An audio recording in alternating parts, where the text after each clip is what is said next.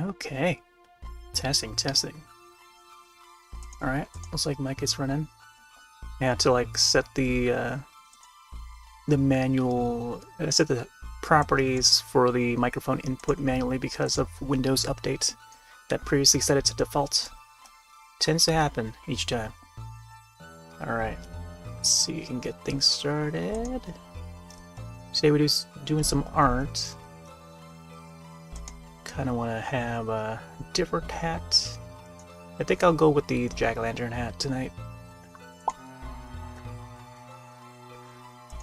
Alright, scribble it. Gonna do some fan art. Scribble it. Last time we left off with Billy the Puppet. So if folks didn't see it yet, we did do a drawing of Billy Puppet. Quite a creepy one. I know folks were wasn't really tuning in for this one. But yeah, we finished it. We finished it. It's like a second session of it. We also finished the Moscarl Hunter from Moss Hunter. Did that just before. And yeah, this was the one that started out. Well, segueing into October. And took about a couple sessions, yeah. And then I started on the Billy Puppet, and then took another session on Billy Puppet from Saw series. And then prior to the Moscar one, we did this Dark Harvest. I almost called it Blood Harvest again. An image inspired by Dark Harvest's upcoming film, MGM. I think it's coming out later this month. Based on a novel, I think. Yeah. And it seems to have a pretty neat premise. And looking forward to it. Sawtooth Jack. Very simple. I want to get like a, you know, a view of the kid and the villain, and then the moon in the background. But tonight, let's boot up Scribblet. We'll do a little fan art of the killer from Totally Killer. New slasher film, horror comedy from Blumhouse. And it's currently on Amazon Video. I got to watch it a few nights ago, and pretty fun. I quite enjoyed it. It's got a very Happy Death Day and freaky sort of vibe. For folks who hadn't seen those films, they're also under Blumhouse. Freaky is enjoyable. Happy Death Day, there's 2 films of those. And this new one, Totally Killer, sort of falls into that category, that same category. So, like those previous films, you'll sure to like Totally Killer. Takes the form of like that Back to the Future sort of time travel layout, but then within like a horror setting, where there's a time traveling serial killer, which is neat. Alright. But here is the Billy Puppet. Up close and personal. So I'll probably do like a drawing like this for this Sweet 16 killer. Scribblet. This is a free app that you can download from Steam. It's called Scribblet, and it's basically an online Pictionary game, but they've got in a creative mode or drawing mode. They can draw freely. You can invite people to join if you want, so you both can draw and more. Let's go into new art, and here's how it looks at start. I'm gonna use the paint fill bucket to paint it black. Start off with black always. I feel like this should 90% of the time be always black backgrounds to start. Basic tools, you get brush, eraser, paint fill bucket, simple tools, simple shapes, and then line tool. On the right side you got your color wheel, transparency bar, color picker, eyedropper color picker, preset of all solid colors to choose from. I set the camera on top of it. I've got to enable the camera so you can find that. Hello! Wow, pretty transparent, huh? May want to adjust that. I'm not sure. We'll see. Probably or have it like that. I don't know. Maybe I'll enable it. I don't know. Seems like the app itself is really bright colored, so it would be viewable. See underneath that, brush sizes. You can also, oh, just made a dot. Adjust the brush size by scrolling the mouse wheel, like so. Undo, redo, clear button, save button. There's a chat box here. Hello. Hello, 1987. Little reference to the film. There's a share button. You can share to Steam or in-app for this group of the community. I gotta name the art too. So let's name this one Sweet 16 Killer. Parentheses, totally killer. And I guess we'll start.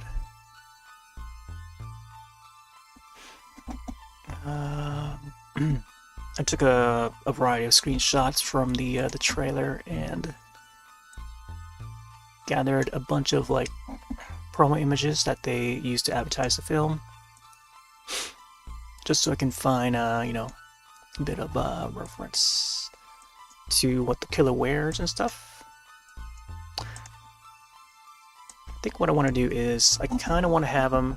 Let's see if I can get like a little rough draft going here. So I kind of want to. I thought. So the idea I had, I was gonna give him the Donkey Kong thumbs up sort of pose. You know, the famous Donkey Kong image with the thumbs up. So it'd be like, you know, standard. You know.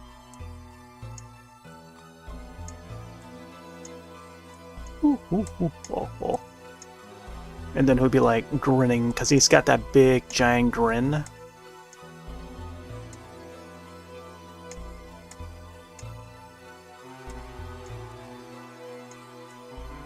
You know?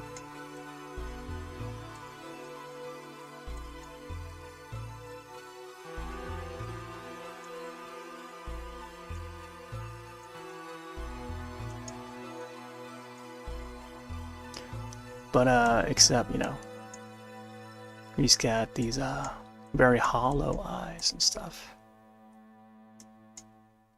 So the killer wears this mask, and it very much looks very much like Max Headroom, you know, with the blonde hair and stuff and slick back.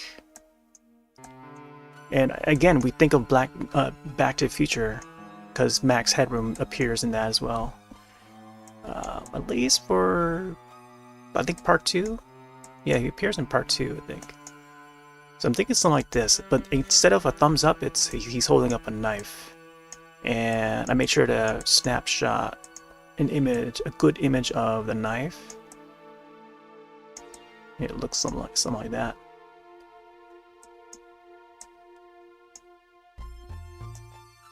I don't know. But yeah. There's clear image again. But yeah, something like that, I feel. So I think we'll start out with the background. I think what I want to do for the background is I'll create the quantum drop, and I'll use that as like the lighted part of the background. And the quantum drop is the ride, the theme park ride that's within Billy's Boardwalk, which is the local theme park. And this is the ride that the characters go into, and then eventually time travels and stuff.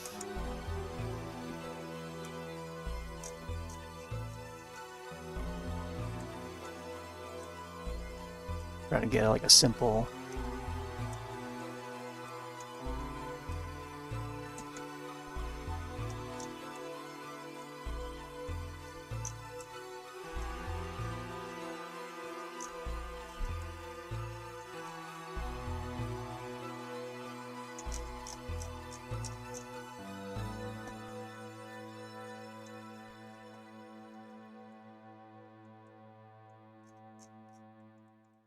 Nice shade of blue here.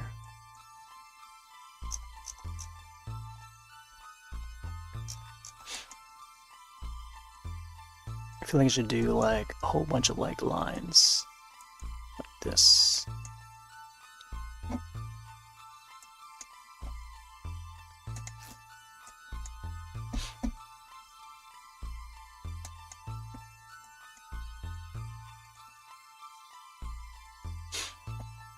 This will all be covered anyway, I think. Quantum drop. Drop top. Could also add like electric symbols. Yeah, I feel like I should make this part like very glowy.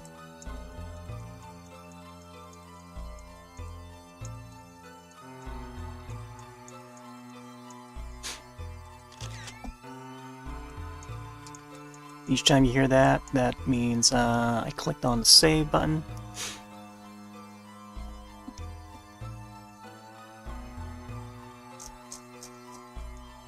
Let's get some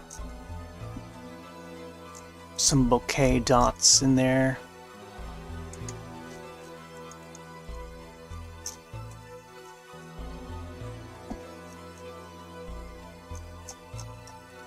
Big tops, big shoes. It's kind of like killer clowns.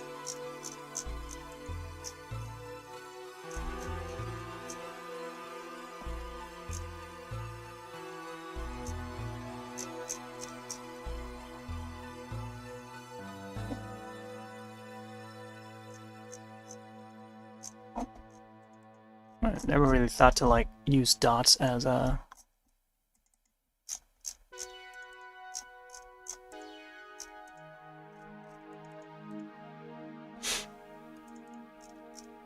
I feel like I should try the try a different color too.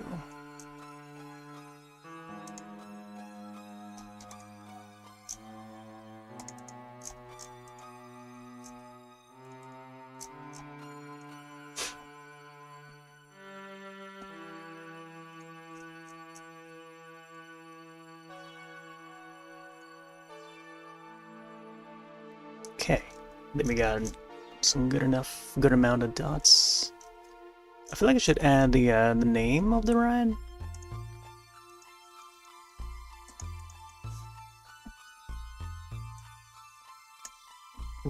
Gotta go a little bit lighter, I think.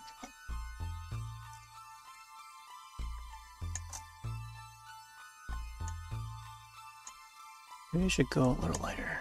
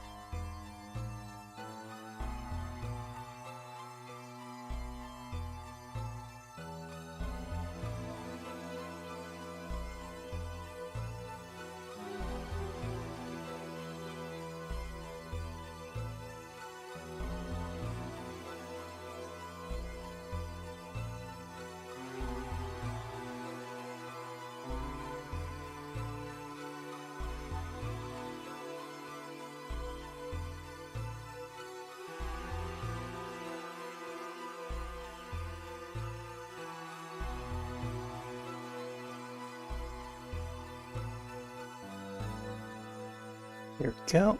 We're able to fit all the text in. All the letters. I feel like I gotta fix the Q a bit here. Kinda looks like a G.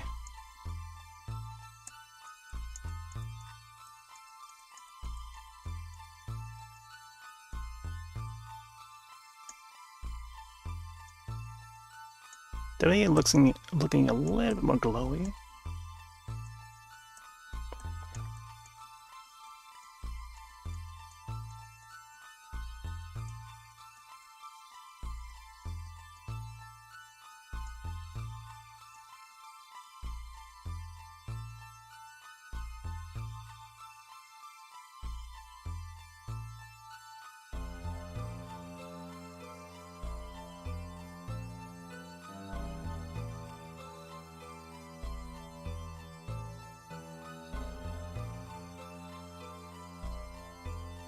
Quantum drop.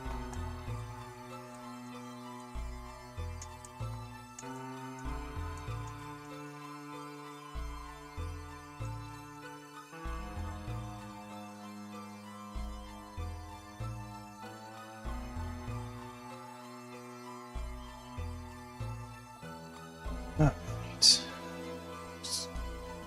Need to get some more dots in the center.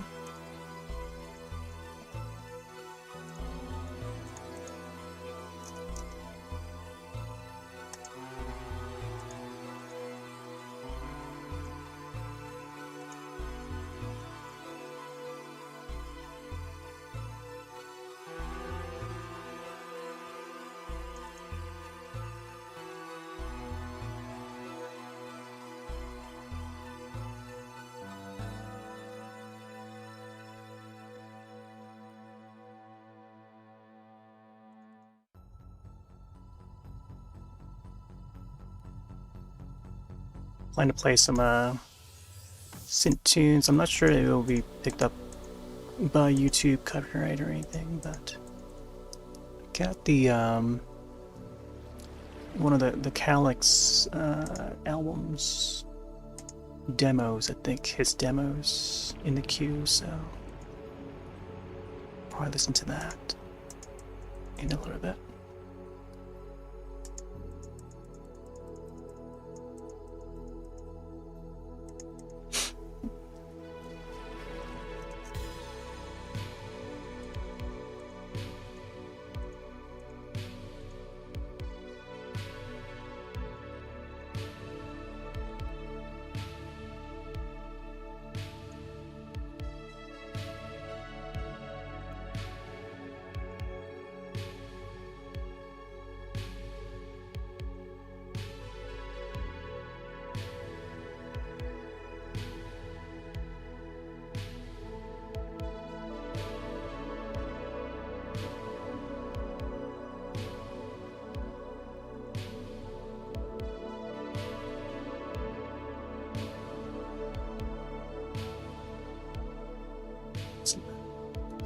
Not as accurate, but yeah, we're close enough.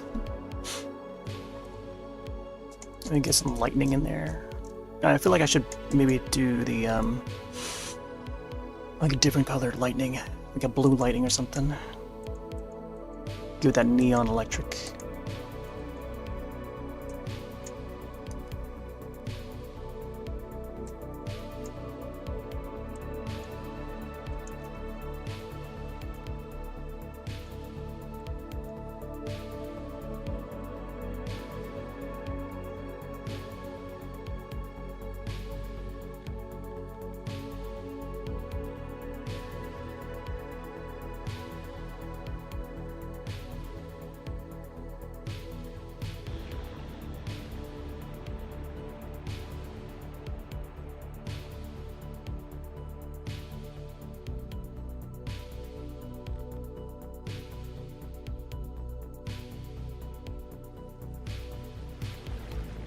Yeah, let's get a little lightning blue.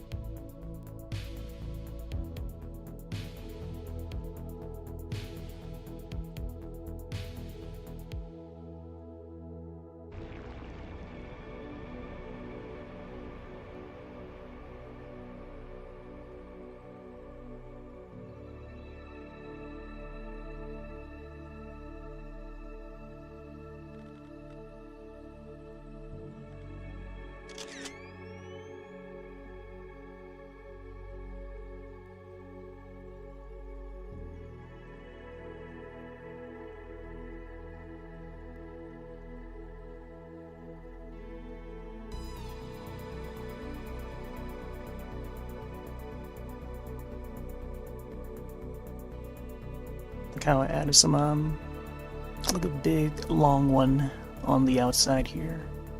We should add another one on this side here too.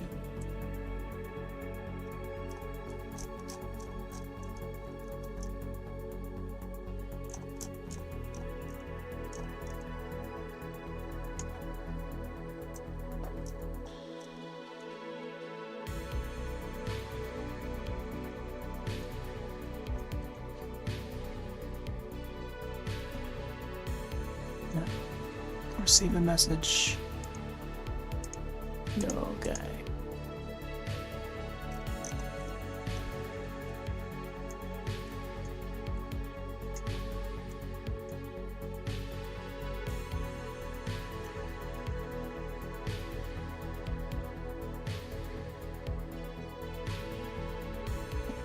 Yeah, I feel like it's important to get the background done first, or else I would probably go back and get to doing that the hard way instead. So I'm gonna get it done now. Or at least, you know, brainstorming the idea and sketching it down. Or else, you know, would have to go behind the character in the foreground. Therefore, you know, bobbing and weaving.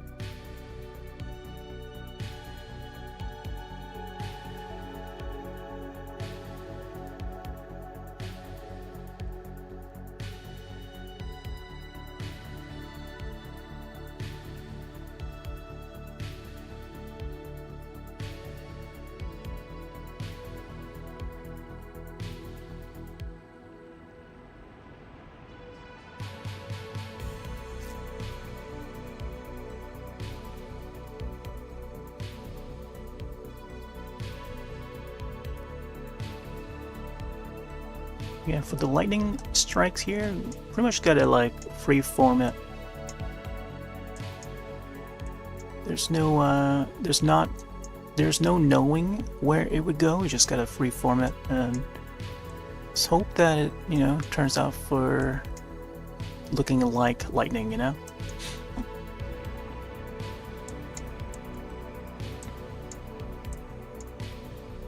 Goes along with the track here too.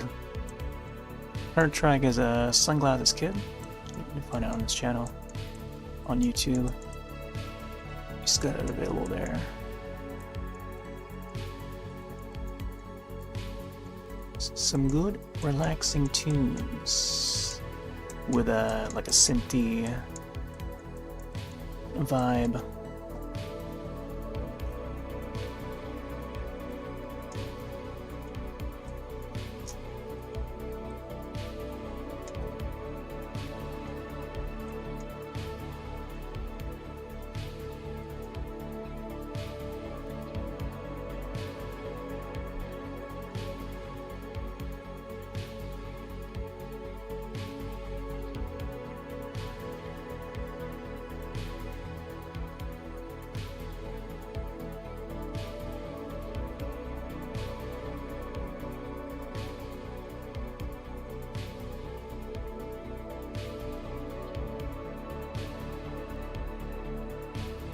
Quantum drop.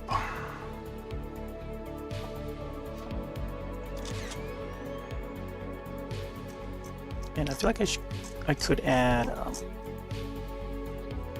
Maybe I'll use this color. I want to add a like another layer here or something like that. Or I go with a different color, like a darker. Something like this, maybe. Kind of want it more bluish, but I'm not sure now. Let's go a little bit darker.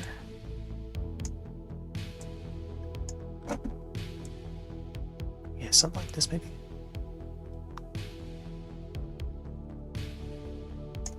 More on the gray side, though.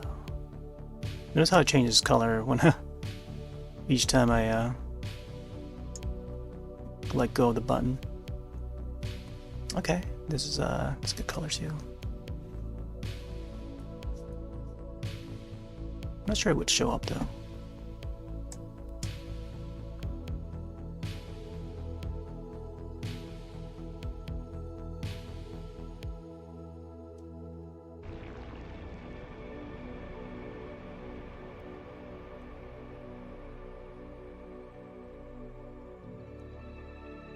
Here we go. Always gotta have the that there. Could add another layer, but I feel like it would be a little bit too bright. Because I feel like it would be a more bluish color than like a more greenish. I don't know.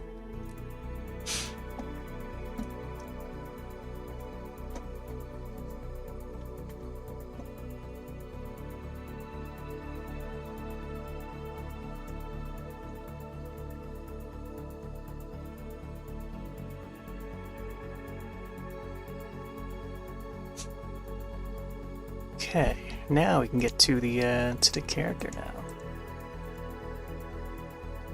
Trying to find a good image where it's not like tilting and tumbling.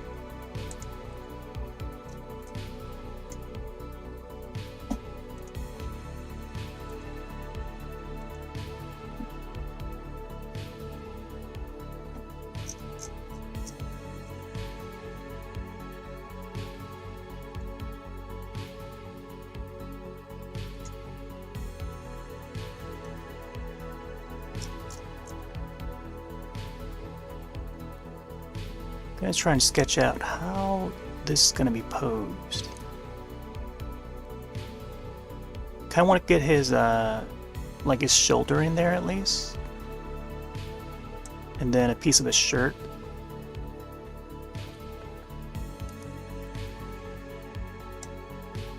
Oh man, yeah, his head's gonna be covering it, isn't it?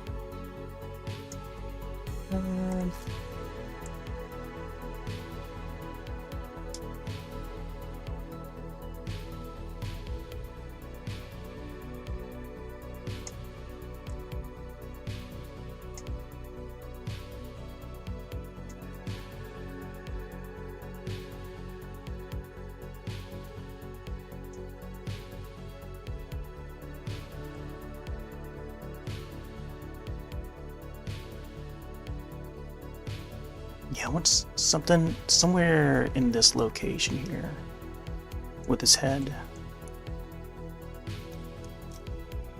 He's got like a long forehead.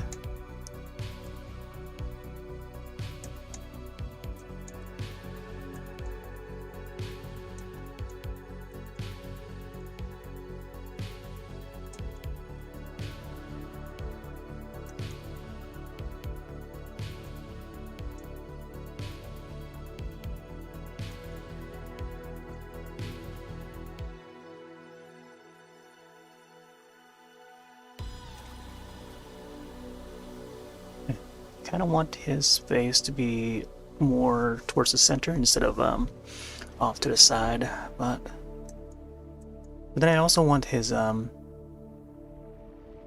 hand to like pop up with the knife too. We'll see.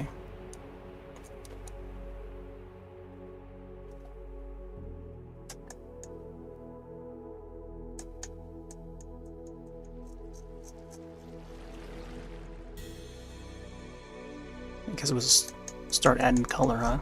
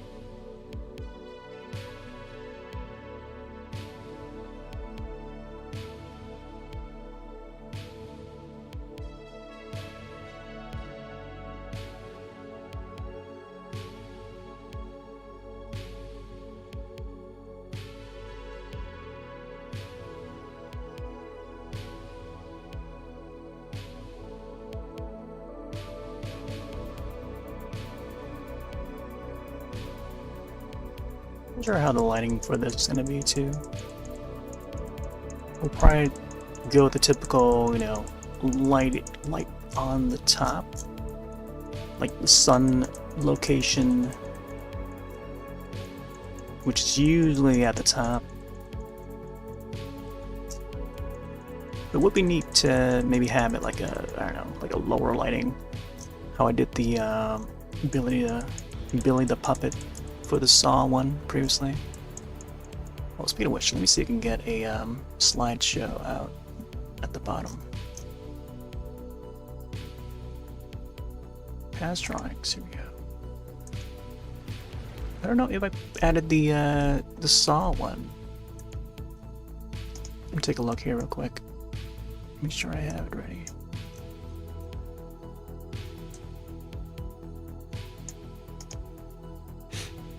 Dark Harvest. What was after Dark Harvest? The Monster Hunter one? Man, I don't think I have the Billy Puppet one. Gonna have to grab it from the profile. Screenshots.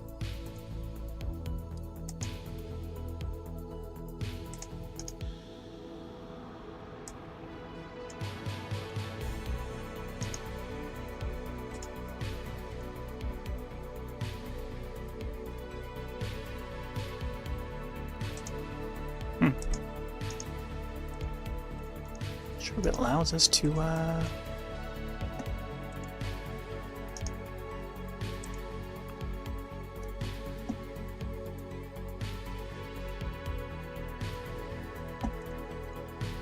save image.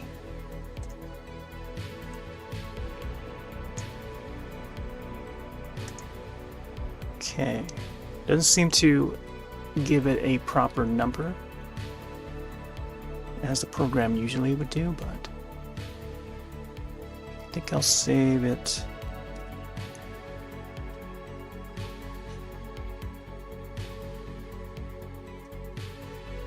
And then name it after the app, Scribblet, and then Billy the Puppet. Saw.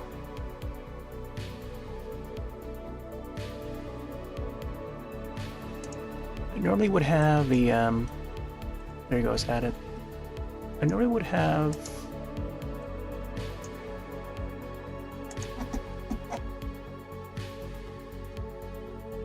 whatchamacallit?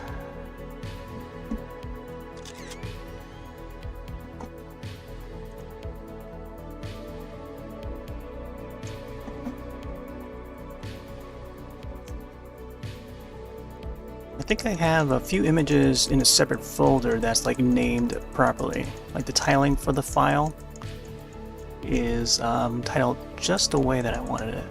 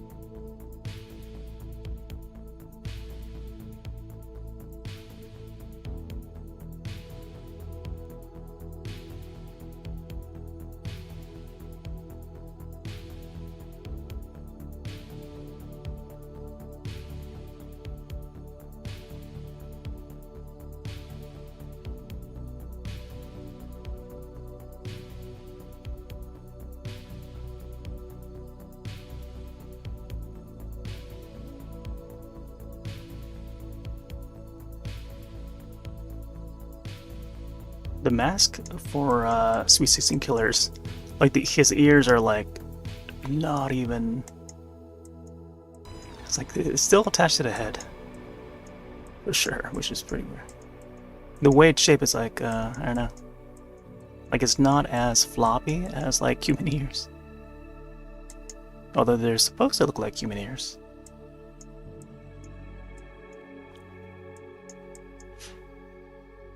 Man, this is probably gonna turn out like the pose that I have set from here. Probably gonna turn out looking like Bela Lugosi's Dracula. Like the cover art for it. It's gonna be similar, I feel.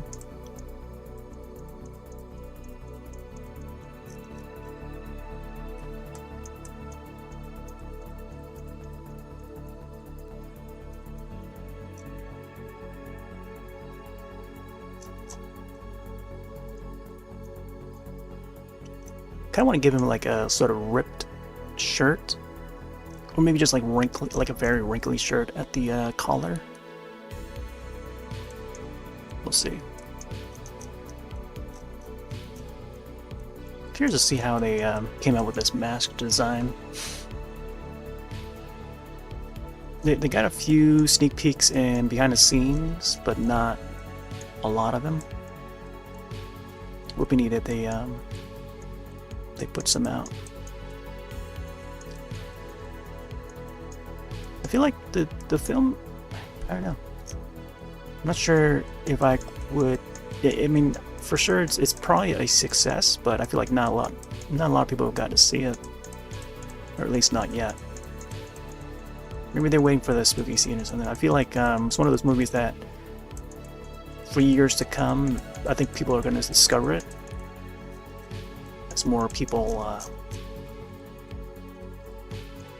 discover it through Amazon.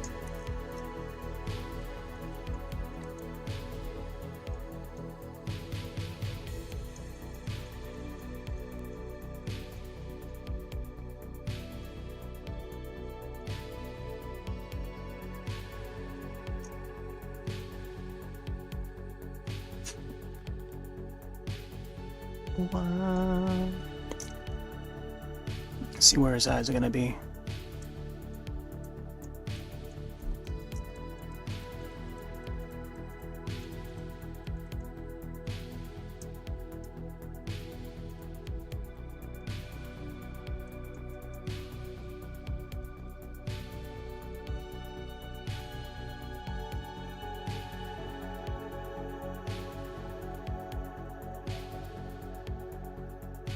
I feel like the eyes should be a little bit thinner.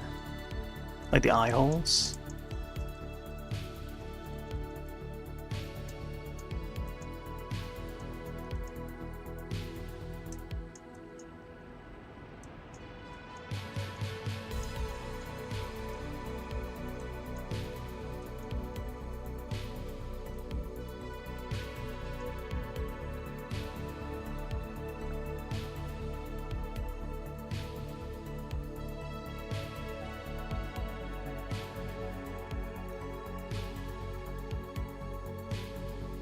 Having his hair dark like this, just the outline makes it appear like he's got the darker hair.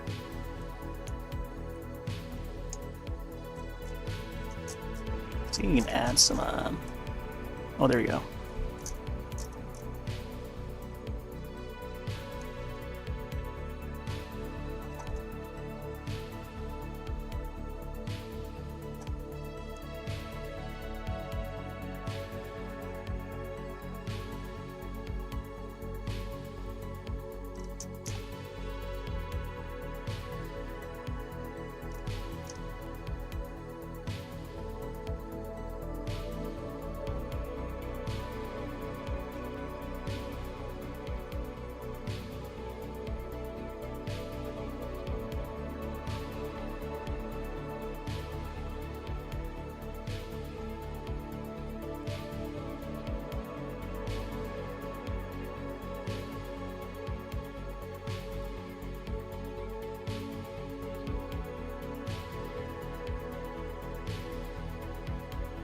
This guy also has some mean-looking eyebrows.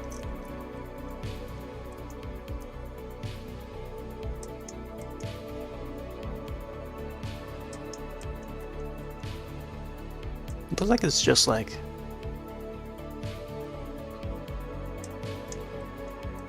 it's like brownish lines that would like stripes. Stripes of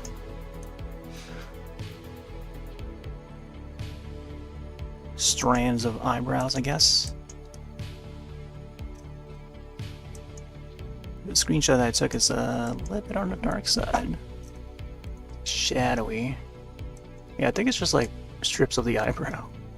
It's not necessarily his eyebrows per se.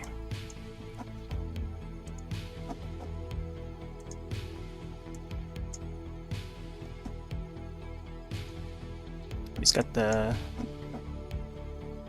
large grin on his face.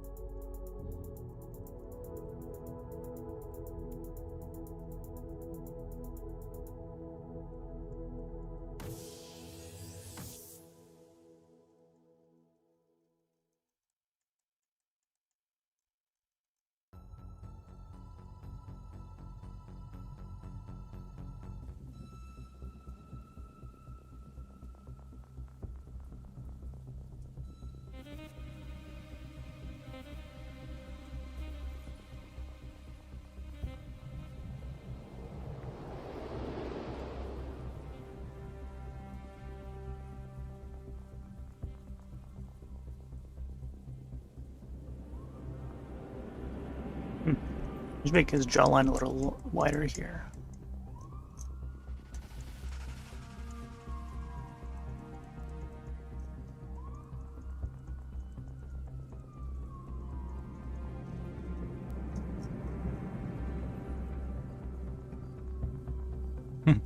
He's got like this grin, almost like Donkey Kong.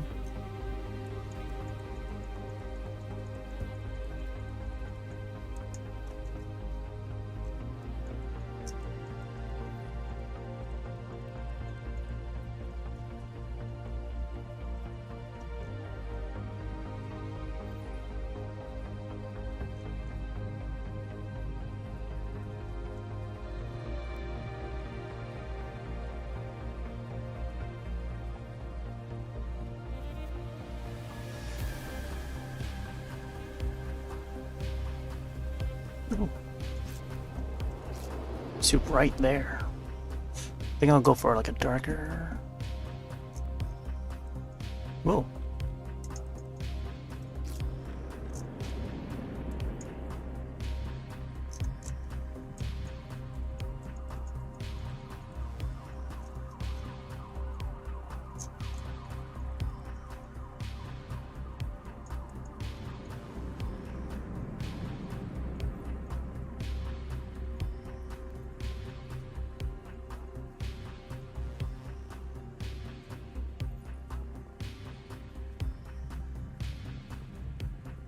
I think at the edge of the mouth is like sort of an unfinished like grin.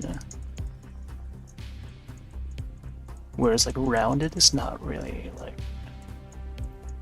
tight cornered at the end of the mouth.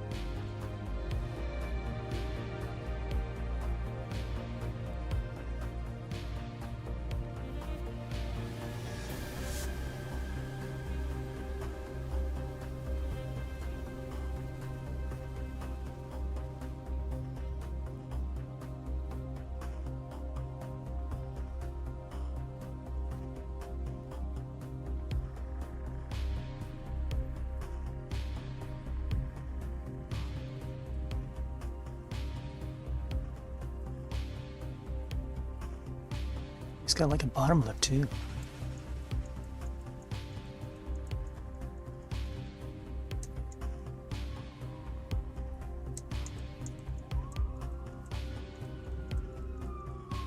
Ba-da-ba.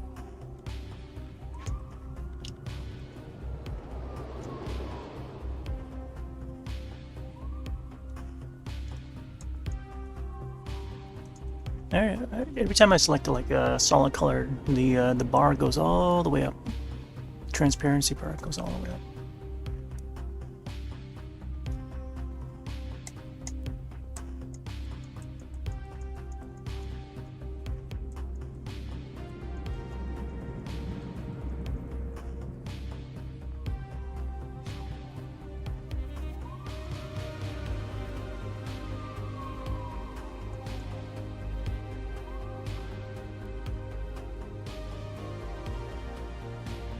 I feel like I should probably still have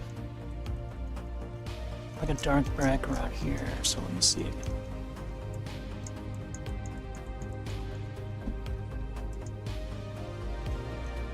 Make sure this part is taken care of first.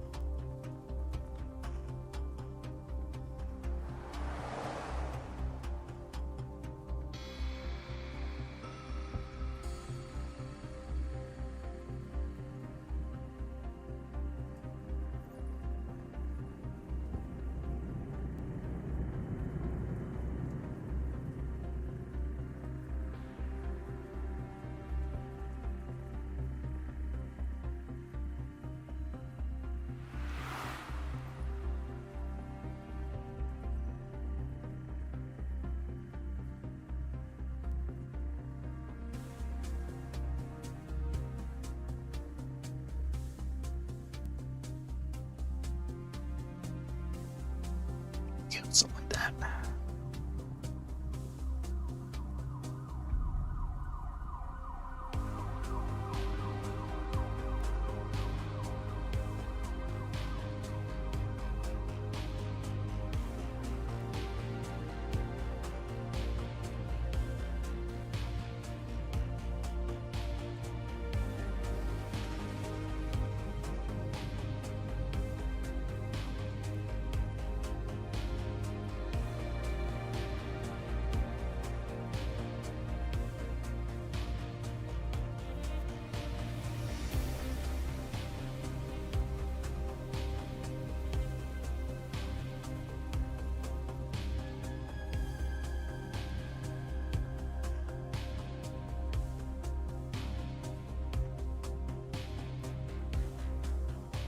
the bottom teeth.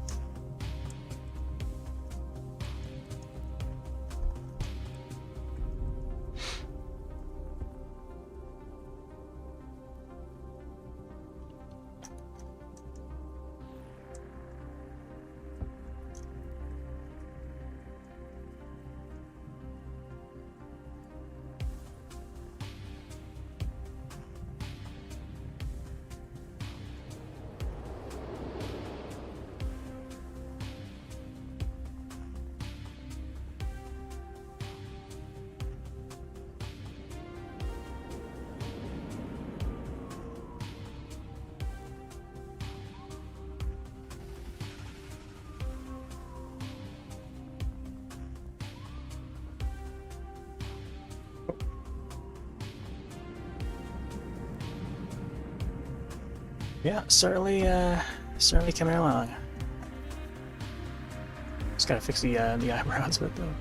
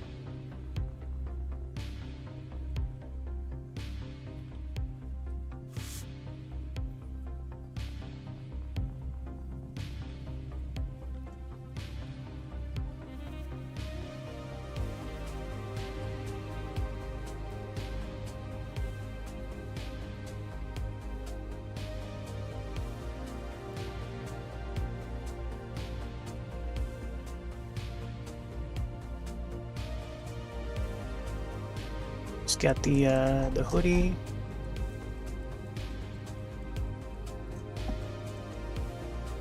Figure out how this is gonna turn out.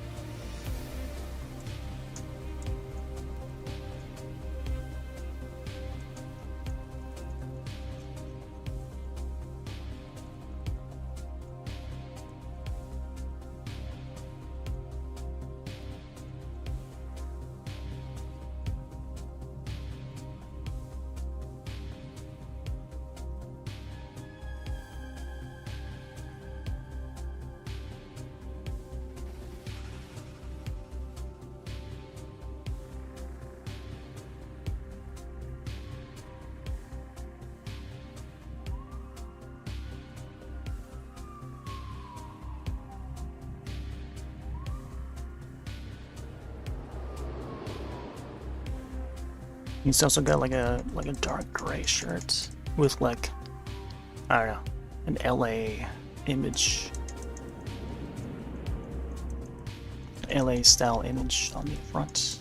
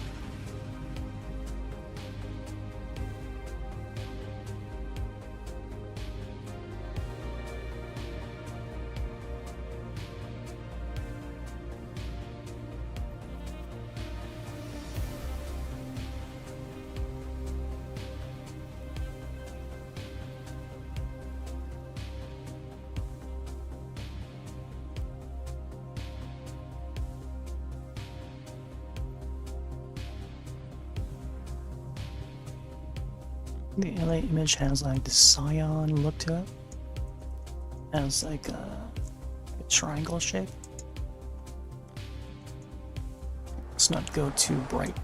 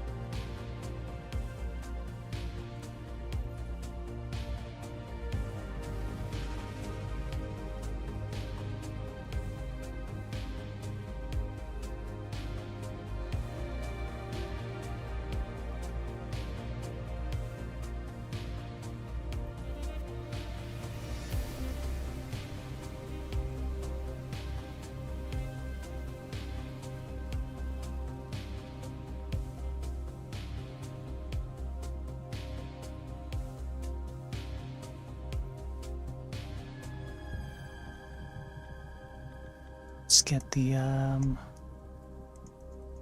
magenta sun. Oh my gosh.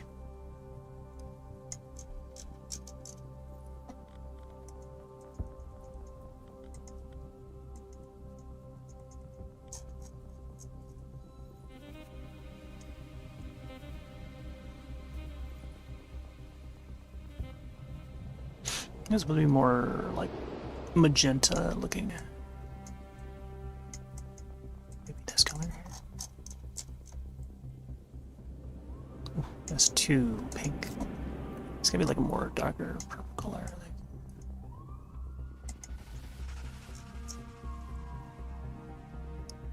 Getting close. The ultimate should be ultimately it should be a little more darker though.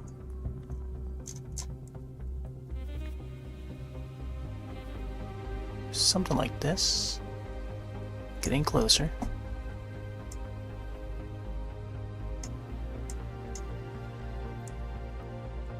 Yeah, somewhat like this here. I gotta recreate this graphic tee.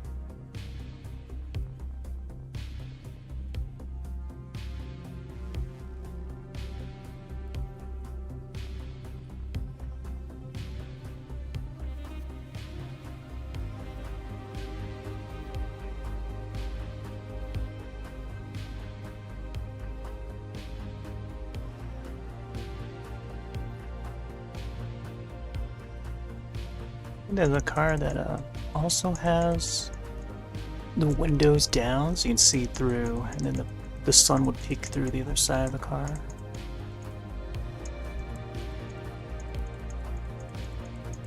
So I feel like it's important to catch that.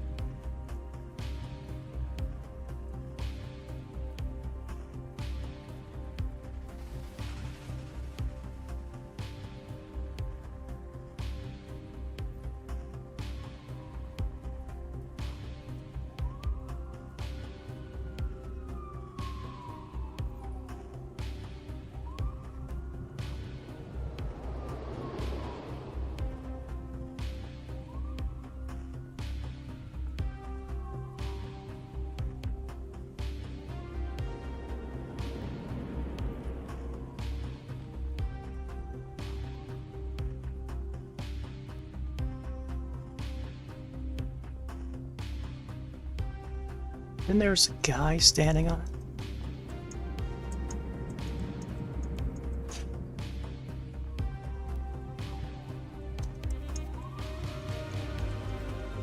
But he's like in black and white though. Let's go black and white figure here.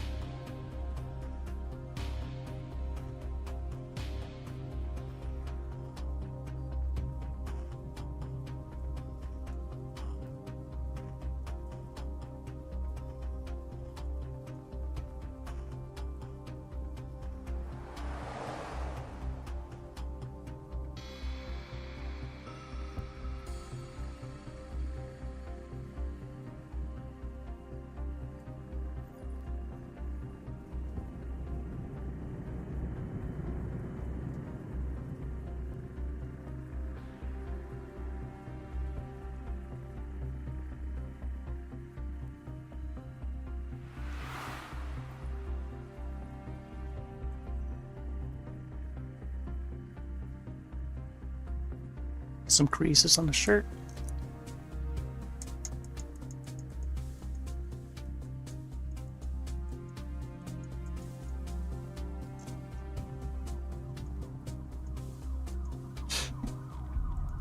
And I think parts of the car is yellow, so let's get some yellows in there.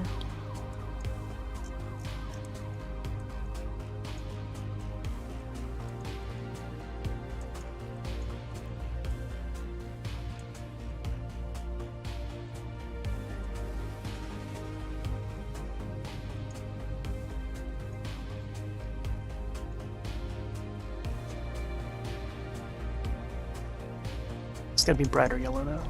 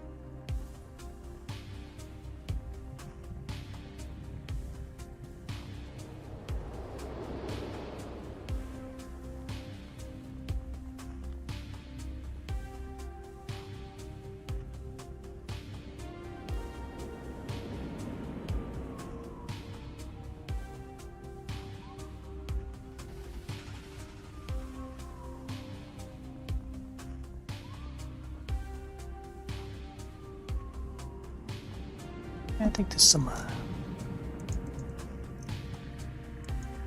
white surroundings.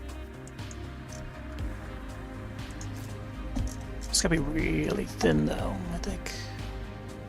Across the shoulder.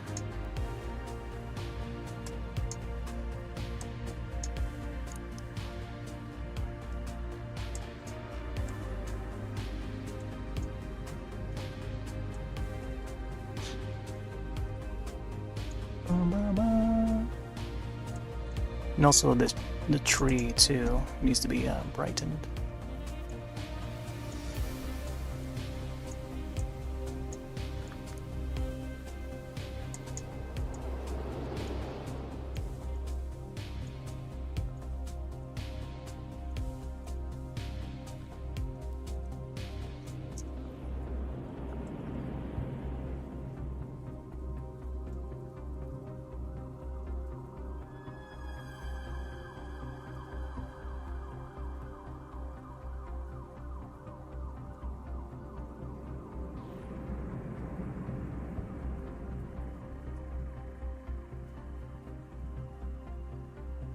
It's like a Miami, LA sort of a palm tree sunset car.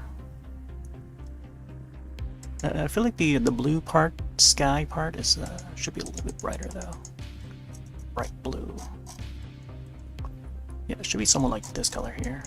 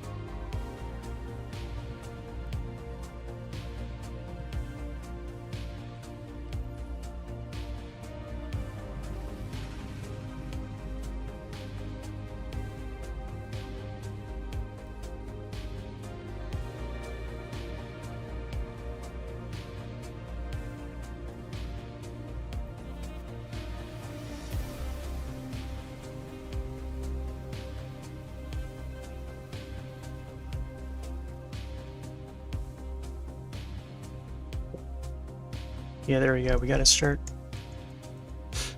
Yeah, I feel like I spent some good amount of time on the shirt here. The graphic tee alone.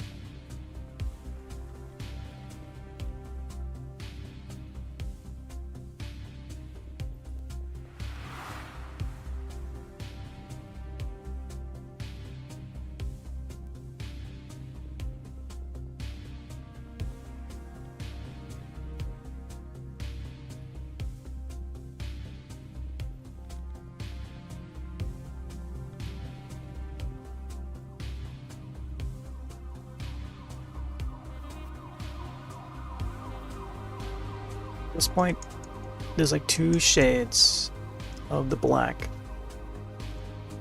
This part here is the actual black, and then over here is like the next dark gray, but it's not entirely black.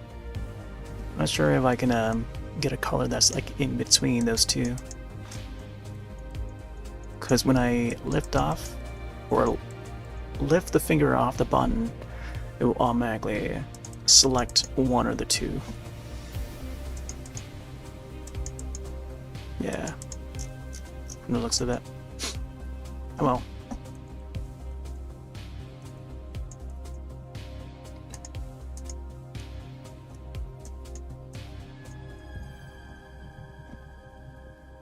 Maybe I'll probably just try to keep it gray, maybe.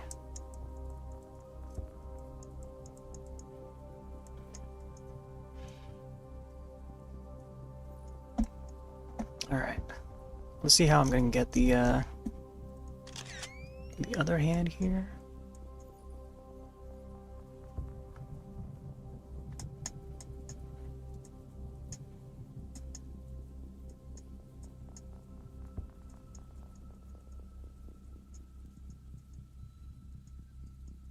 He does wear like a leather glove,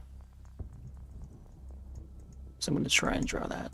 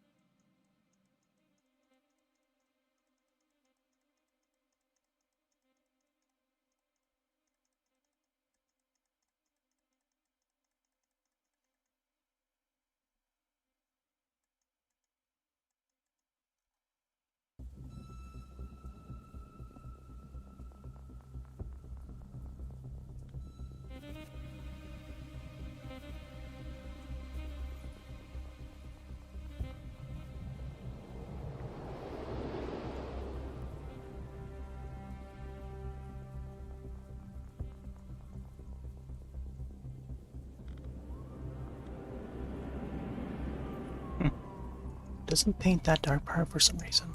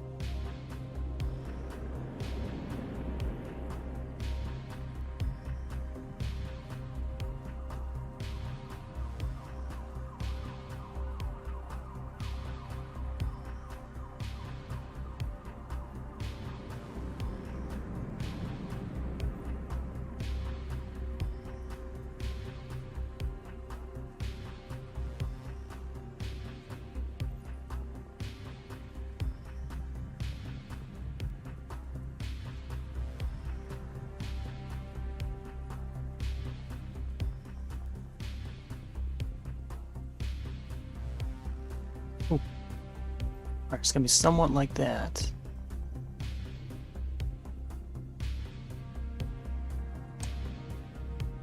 There's also a hilt to the knife.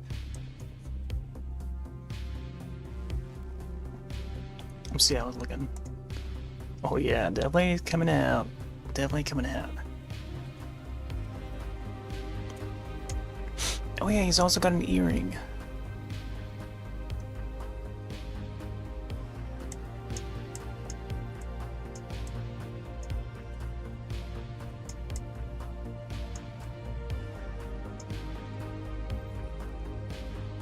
It's like a knife with a thunder zap at the end of it.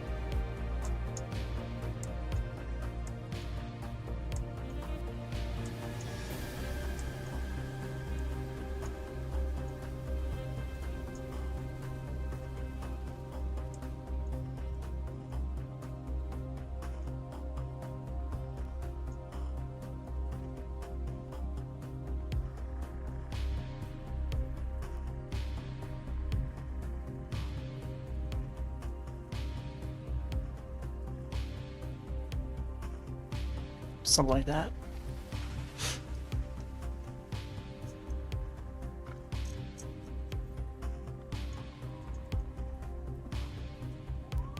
Alright, let's get back to the hair.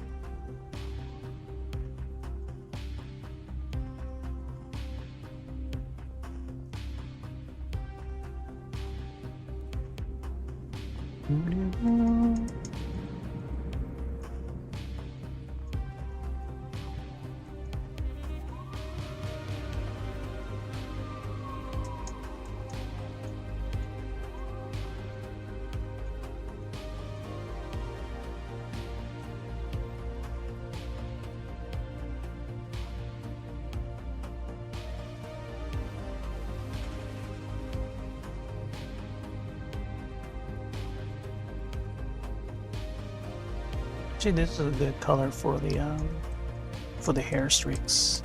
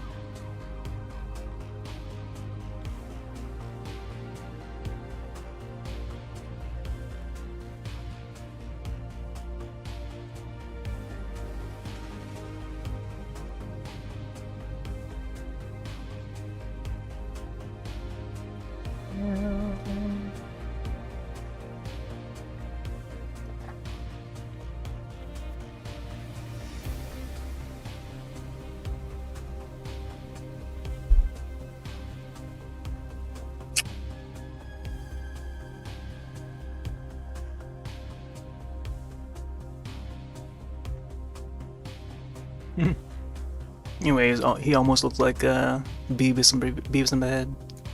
Beavis and Butthead. Anyway.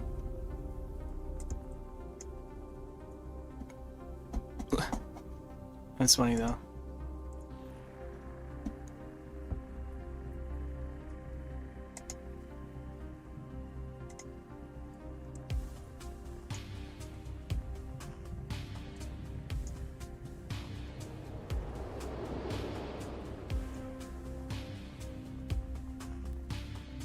I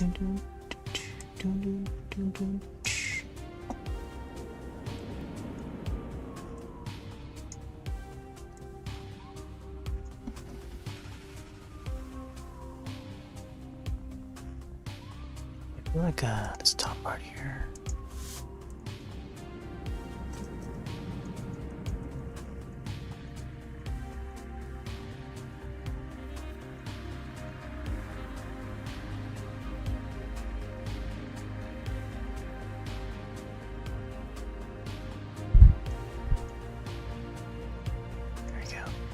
Any marks that's like any stray marks, I might have to like get it out of the way, clean it up.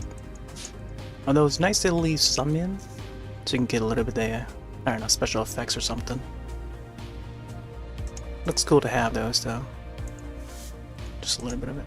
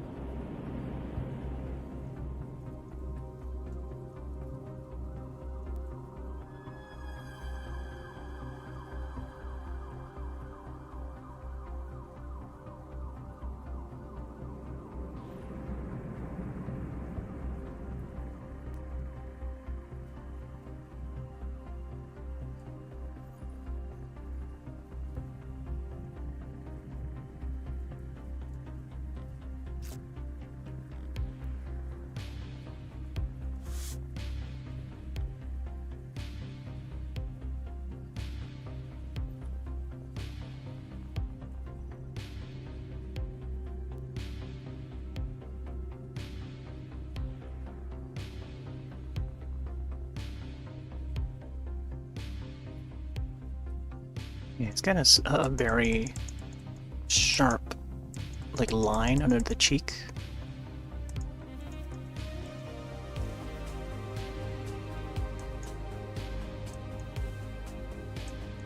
To accent that grin.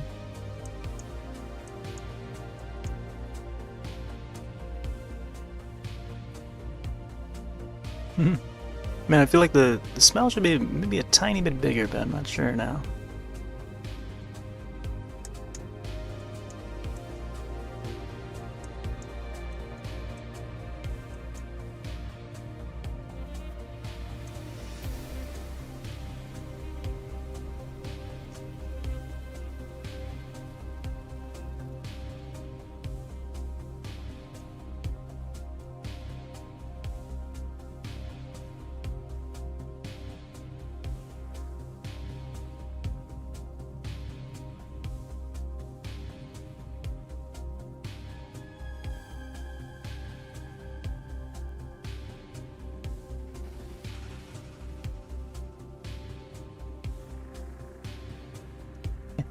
Maybe I should keep the knife how I had it before. I think that the length of the knife was fine where it was. Now it just looks more like a battle knife, I feel. I don't know.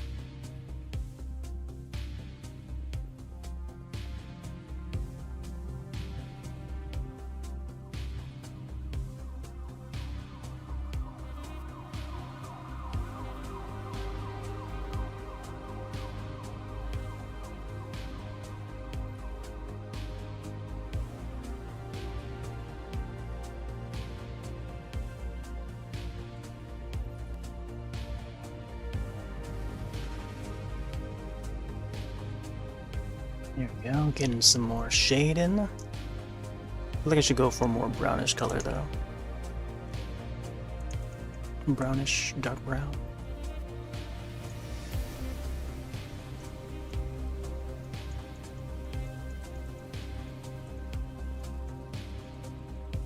Just smoothing it out a bit.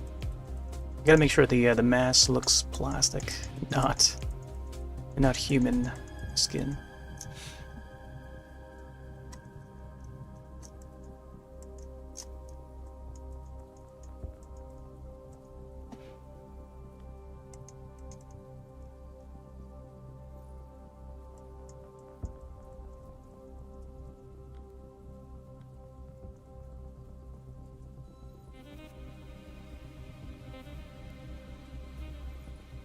In a way, the mask design is got like the Michael Myers style mask.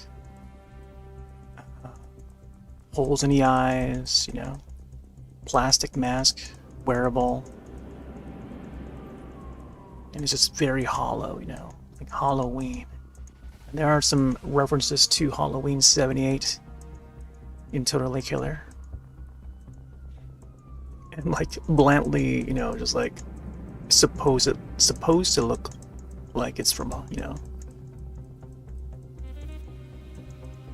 like a little tiny spoof in reference to Halloween. The way it's shot, you know, like that opening scene.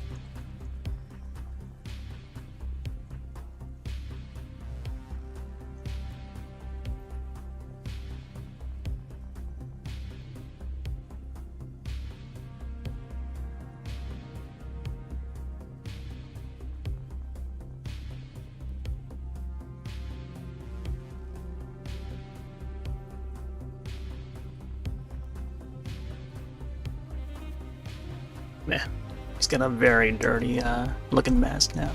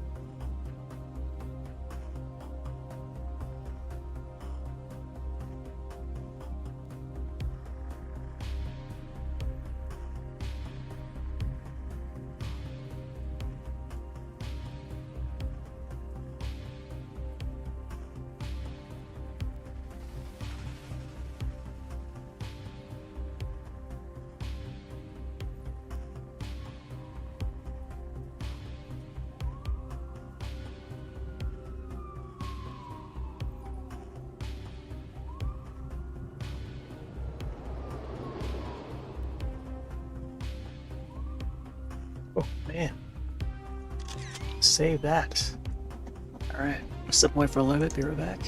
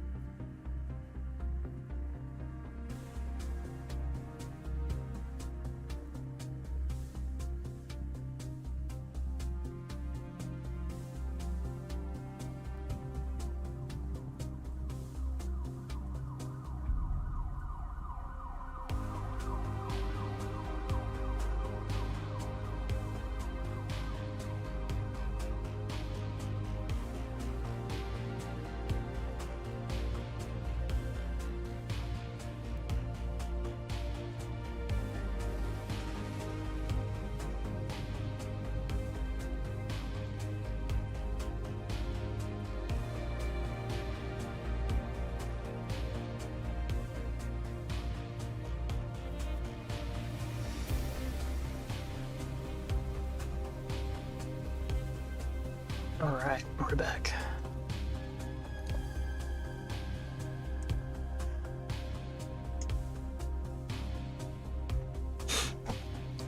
I feel like we're gonna be on this for a while tonight.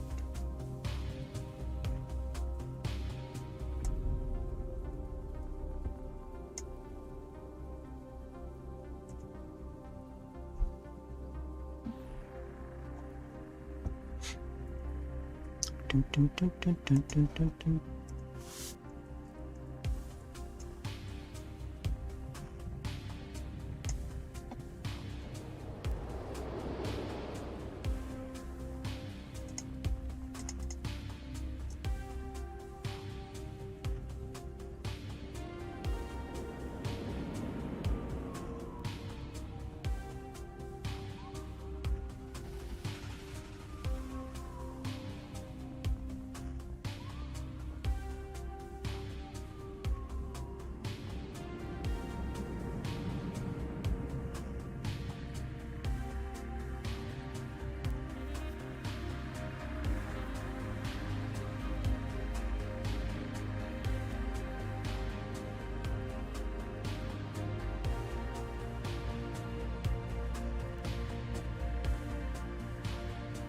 Like to see how the knife looks like.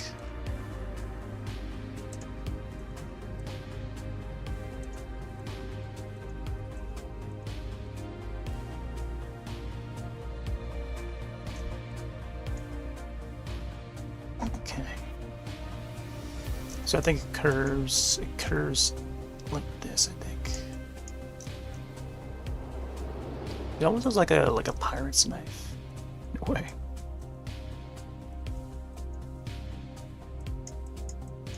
especially with the shape of the hilt.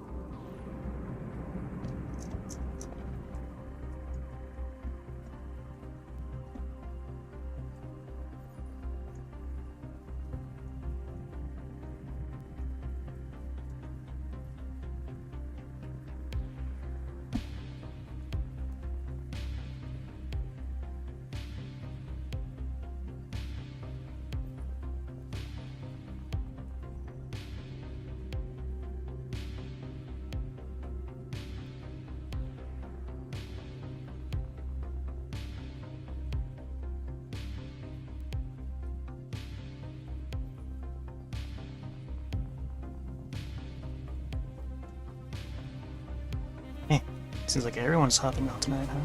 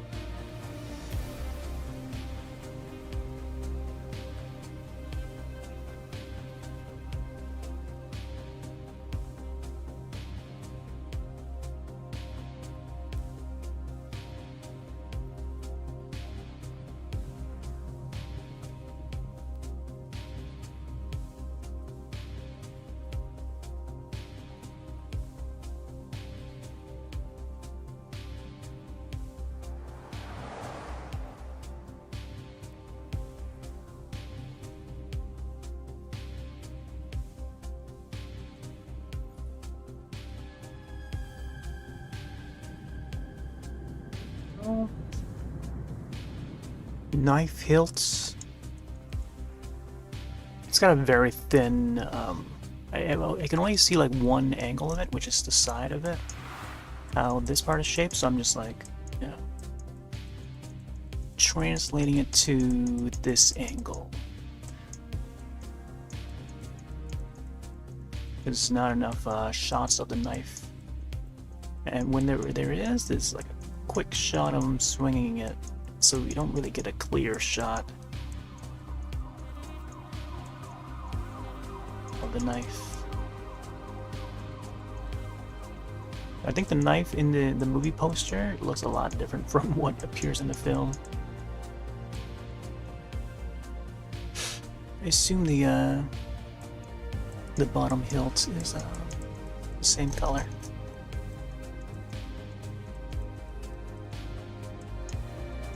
If anything, I should probably go for a darker color though.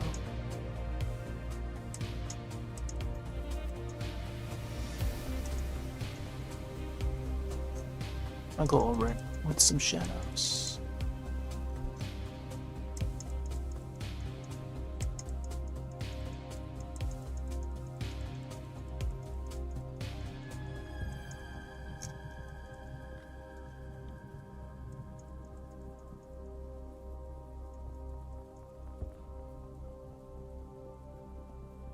Alright, should probably get the glove in.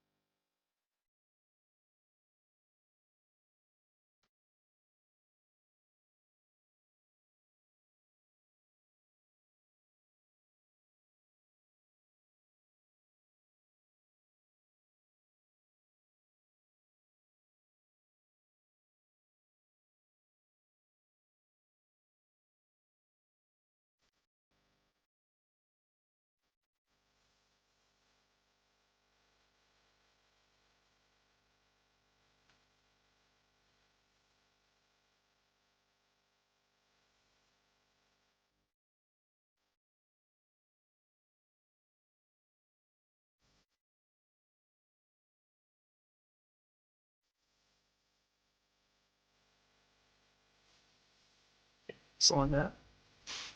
There's the hand.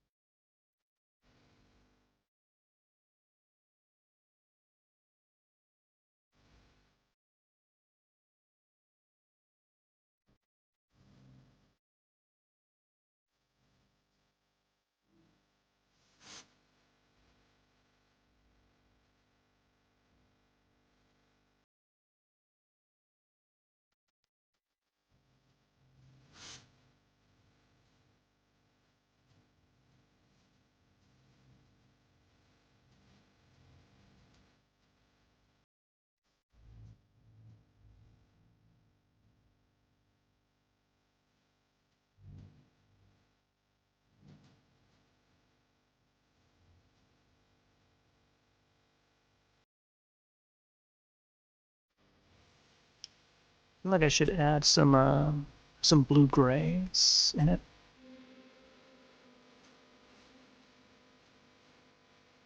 Let's go for a light lighter color here, just to give it that steel look.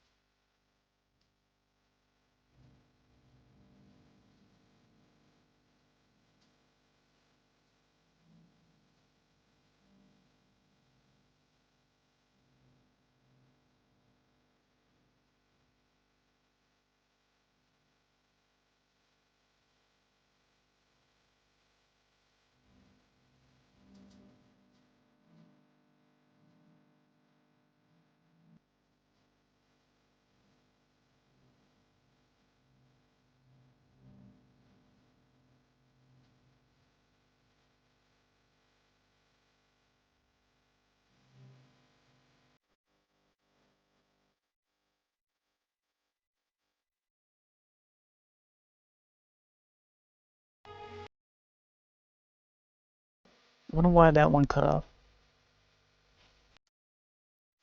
Oh, that was the full track.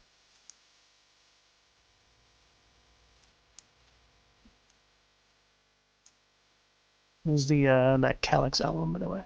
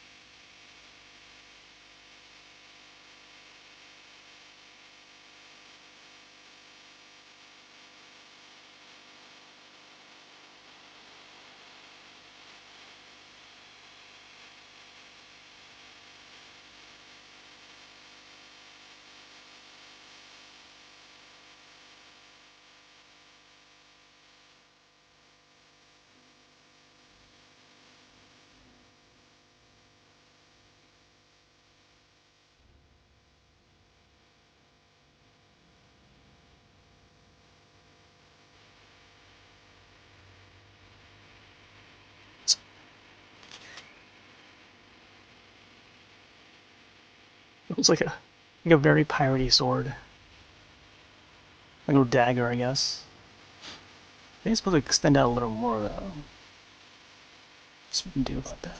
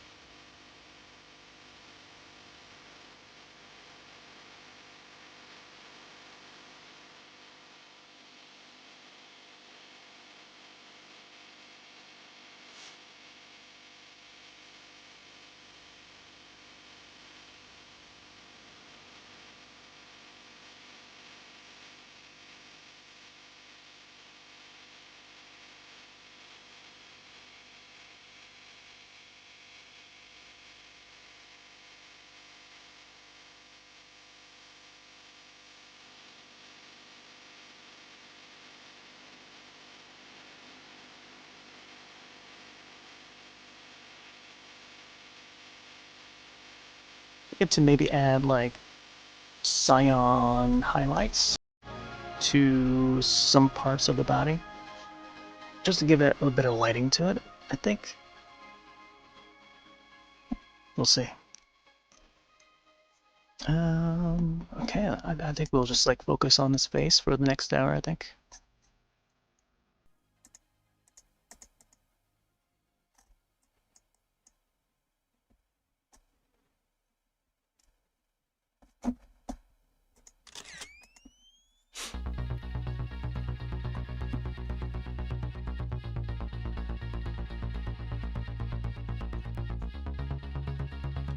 Try and get his nose to look more proper.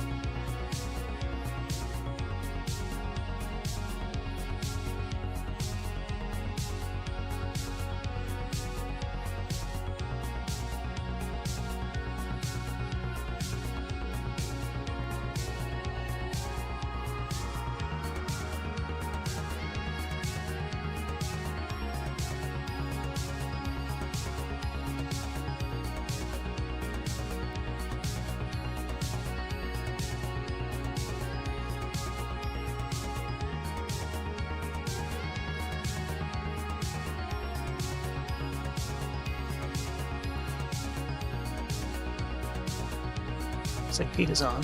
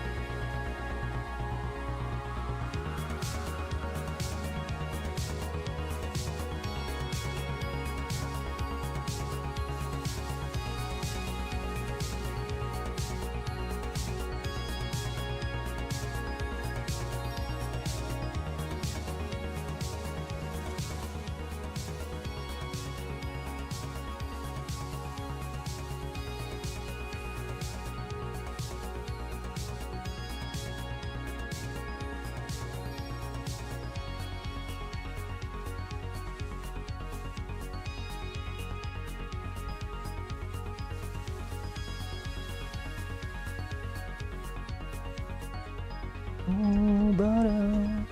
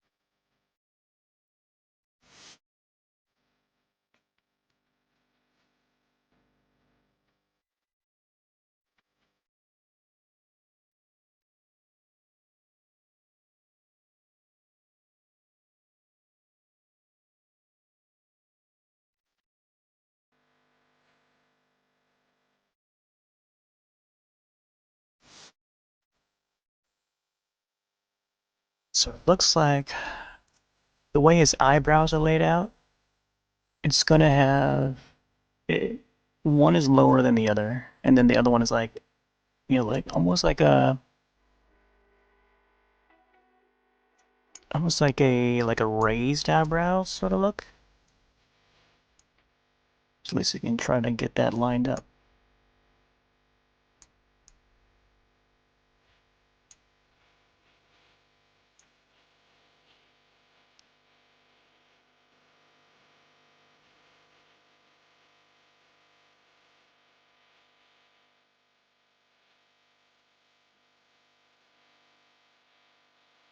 Especially this side here.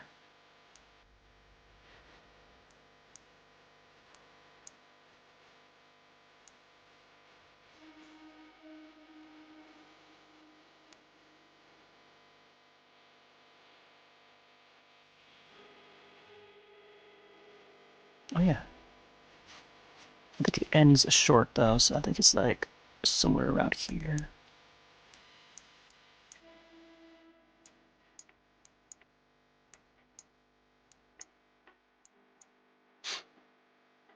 It's almost like a threaded look.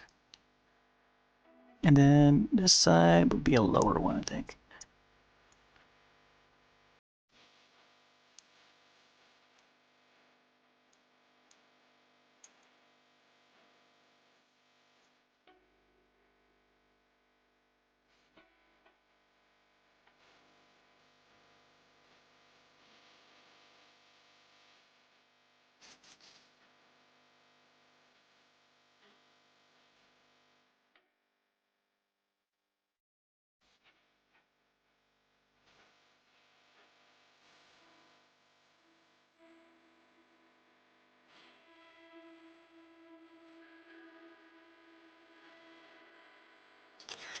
Something like that.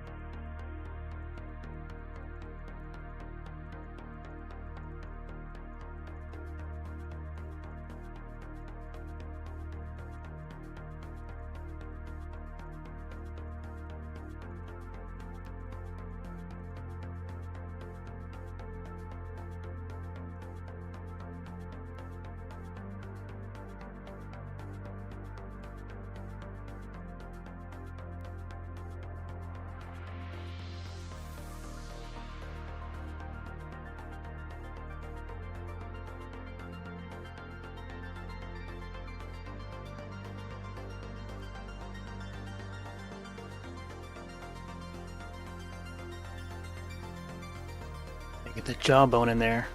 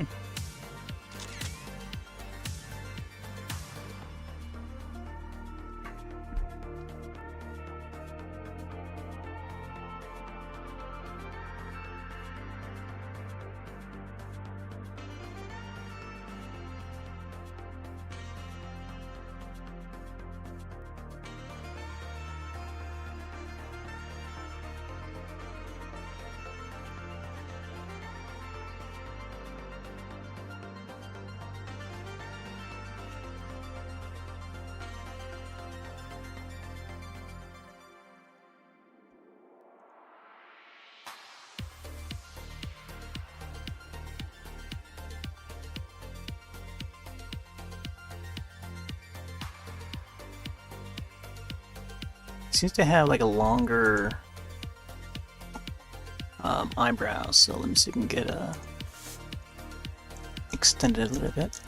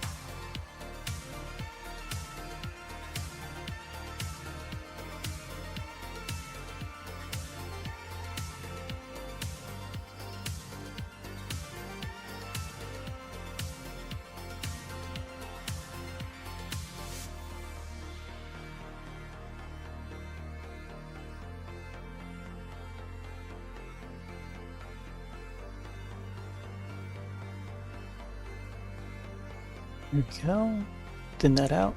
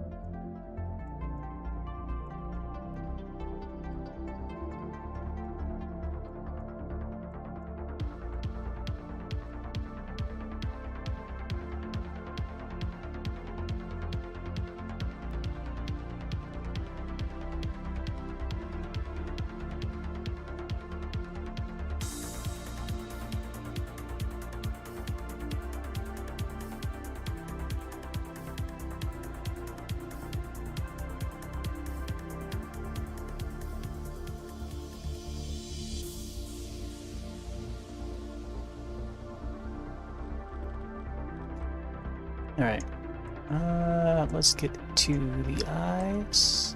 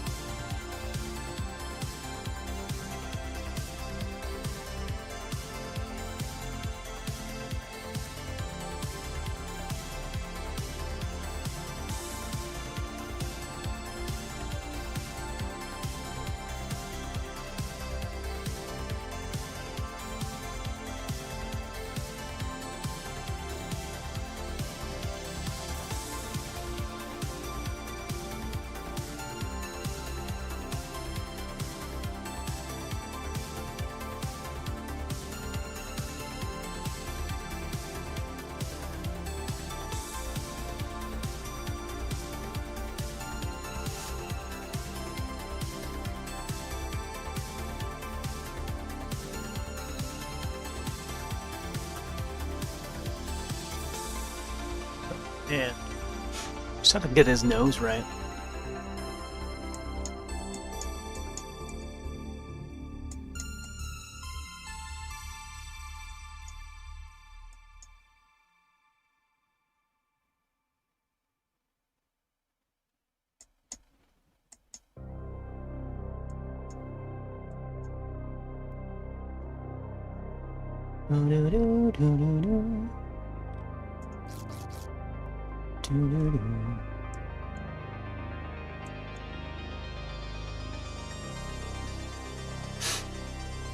Hey there, Jabrowski.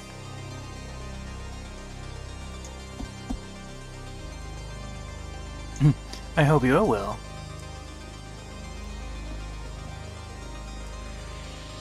Of course, we're getting some spooky drawings in, getting into the spooky season.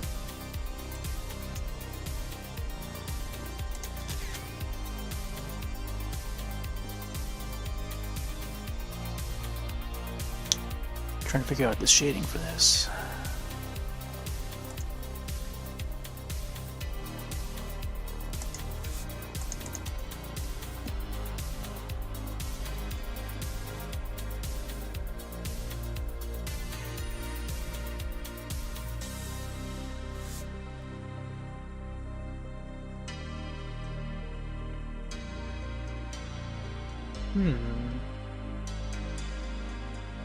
So I gotta do his ear.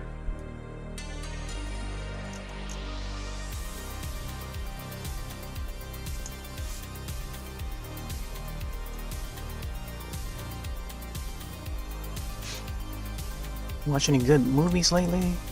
Shows?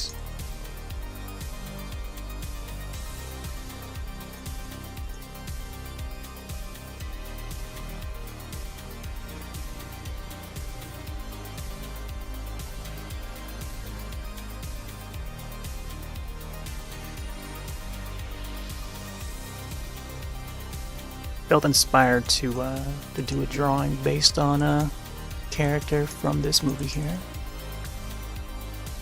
Totally killer. Currently on Amazon Video. About to maybe do a little fan art. So yeah. Definitely falls into the Halloween category and horror. The film itself is more of a horror comedy, but it's got some sci-fi aspects to it.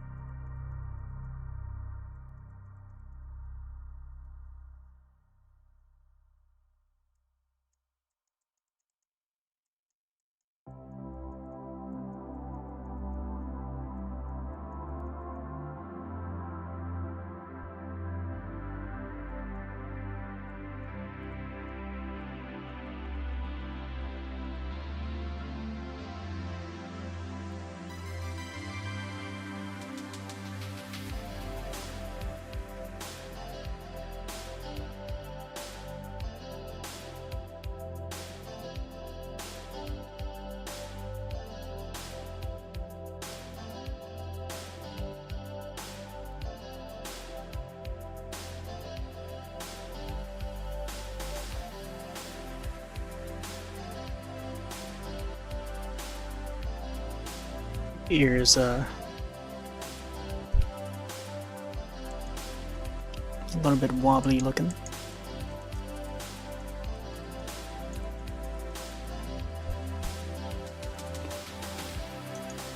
See, fix his hair a little bit here.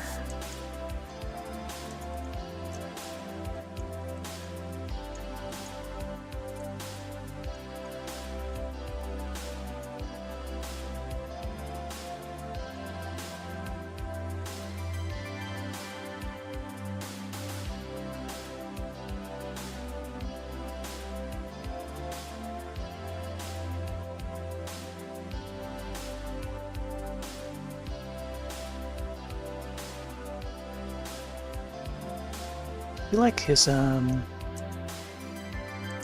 should be like a little more flatter here. Yeah. Not too curved in.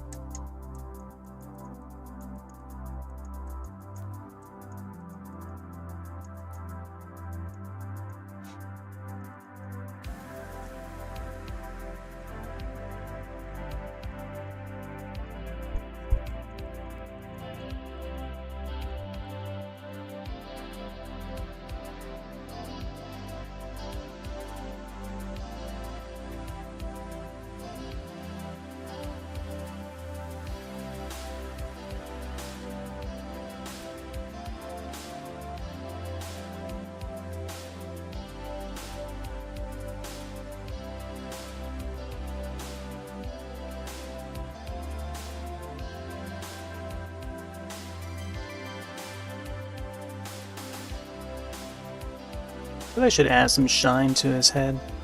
To the mask, I mean.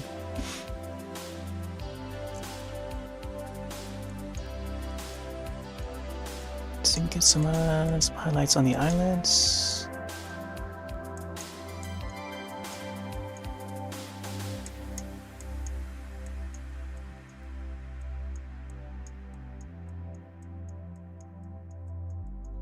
The eye shape, like the eye hole, is like it's a bit of a.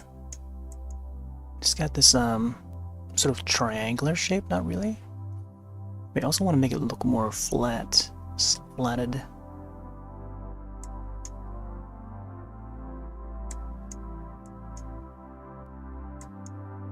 You know what I mean?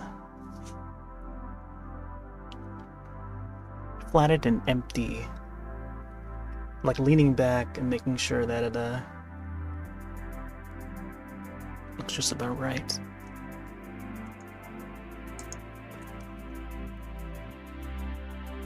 And the bottom lip should be more showy. Like it should stand out a little more. I don't know about the upper lip though. I think I should probably make it like more shiny here.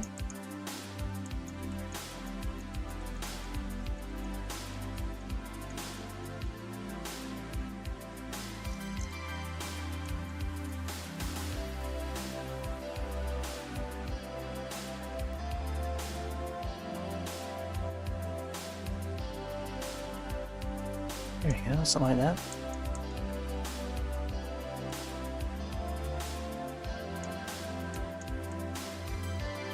Like also the nose here too. He's more bright pigment.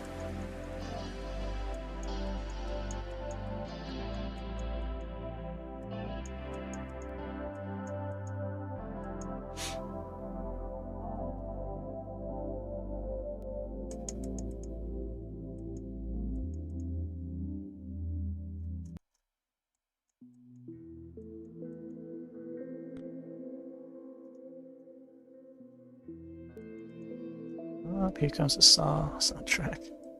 I wanted to play this during the Saw drawing.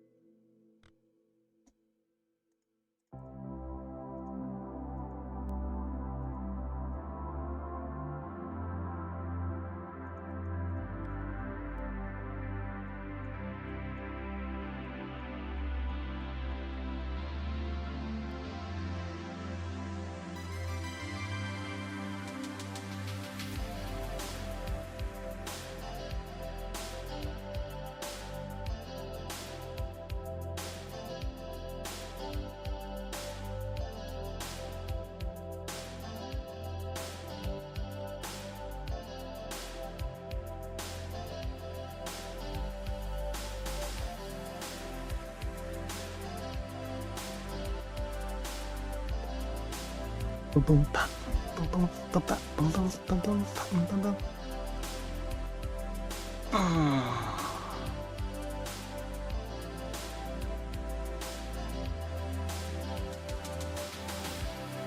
Oh, today's fossil day too.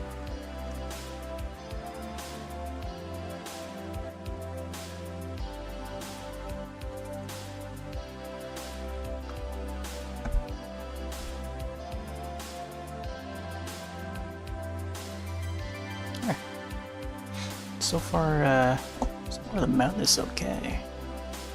I feel like I gotta twist my monitor a little bit. I'm not sure. Alright. Something about the nose though.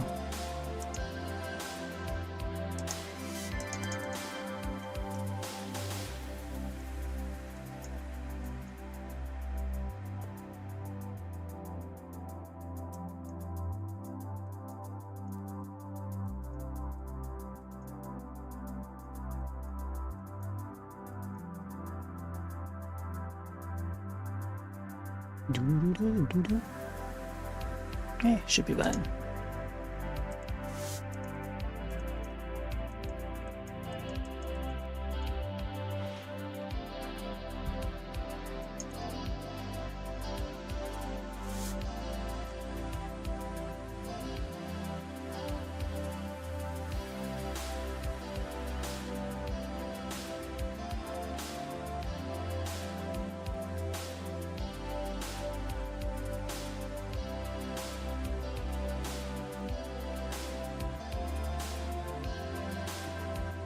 I think that's what was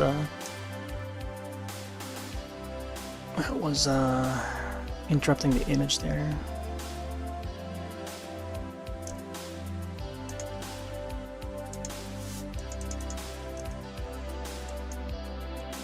So let's not make this part too dark.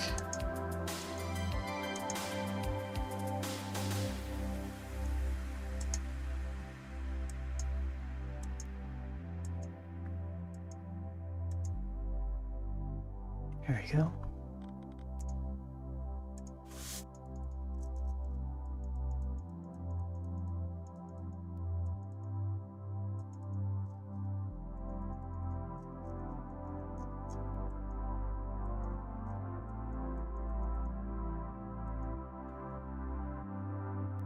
Dun dun dun dun dun dun dun dun dun dun dun dun.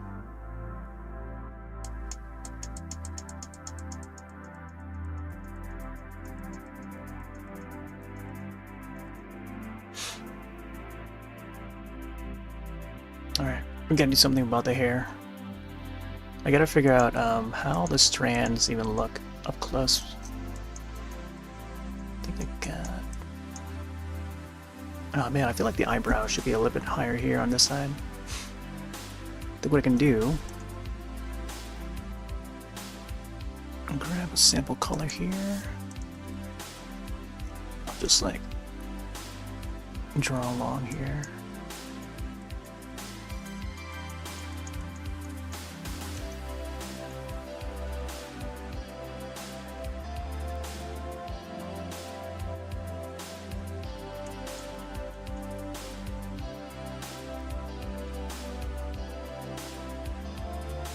It's like applying makeup.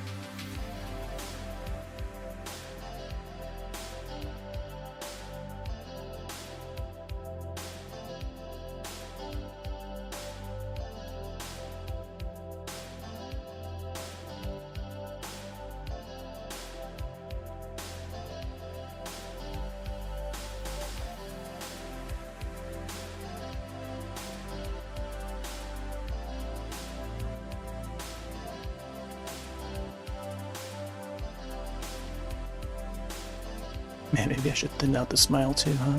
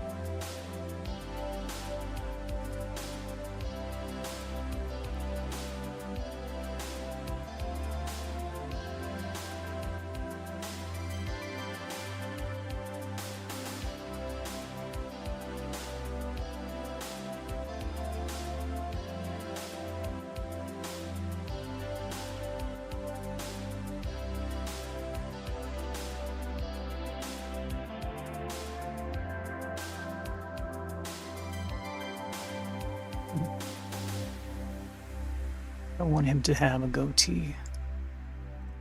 It's supposed to be more shadow, but I think coloring over it, just a slight lighten over that shadow makes it more, like, keeps it together, you know what I mean?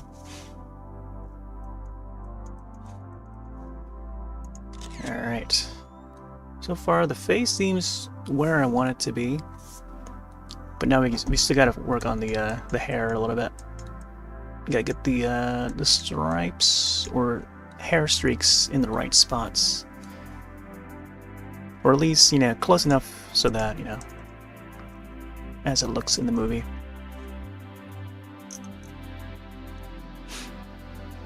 Okay.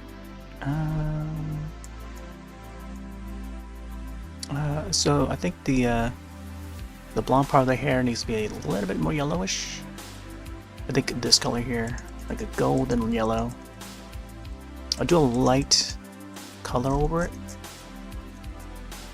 so you can get the right shade.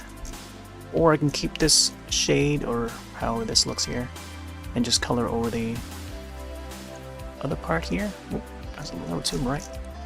Although that is like the close to right color that I want it to be. I think I'll do this. I'll just like make it look 3D-ish, but not too real colored. Because remember, you gotta keep in mind that this is a mask, like a plastic mask that he's wearing. I feel like I'm providing lessons on drawing here. I'm just like going over the process of what I'm doing here. What's, you know, going on in my mind as I'm putting down the colors and stuff. But this is the right color, I think. As long as I have a little bit of this, we have an idea of what the actual hair color is supposed to be.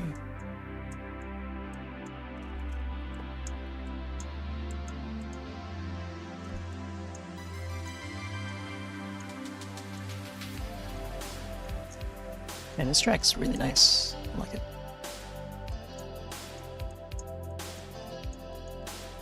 And again, I hope that YouTube doesn't pick it up as copyright or anything.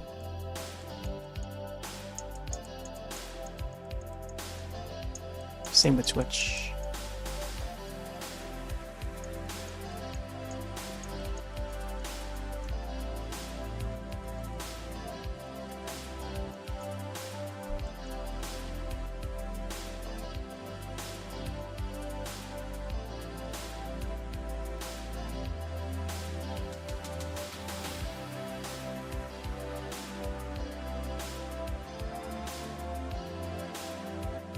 some reason, I'm looking over to OBS preview window and it doesn't look like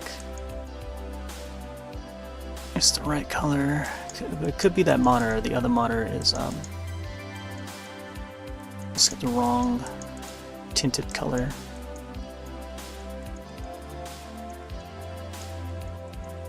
I think it's got a more warmer color.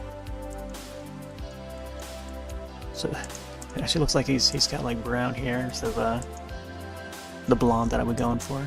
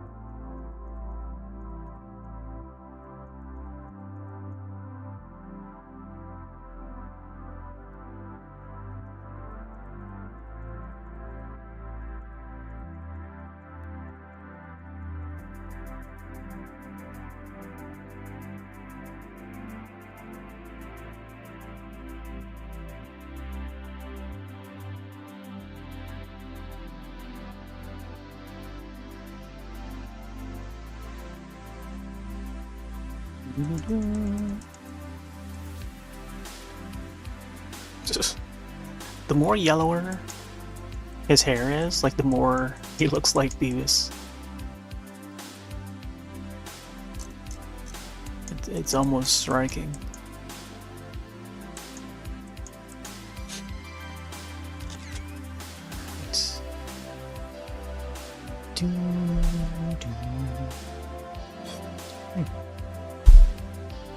Starting to run out of my drink.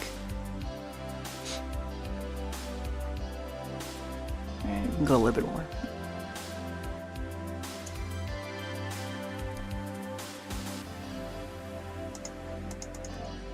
I think we'll stick to the brown.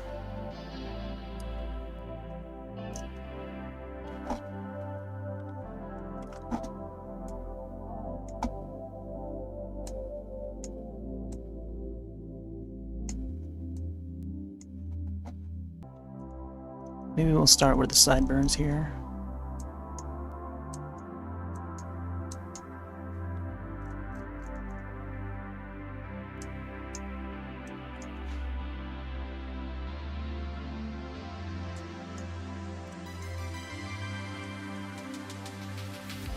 So the streaks are very much like how the eyebrows are laid out. Similar thickness.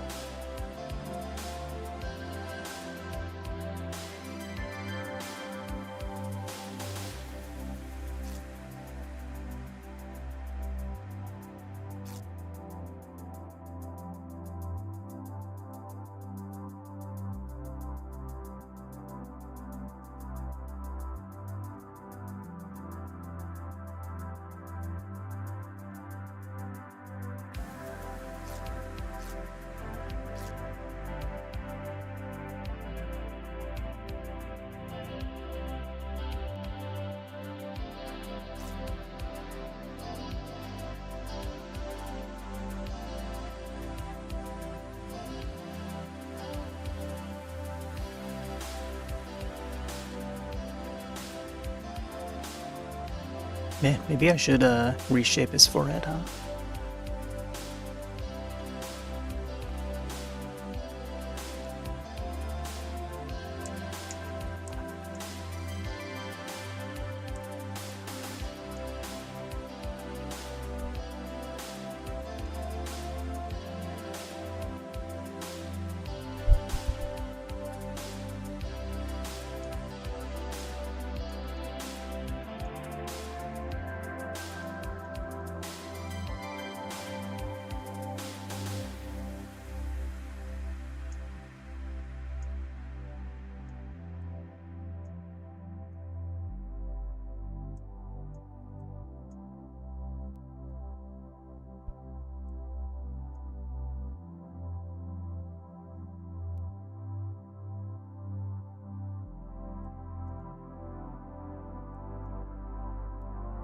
Maybe the lines need to be a little bit thinner.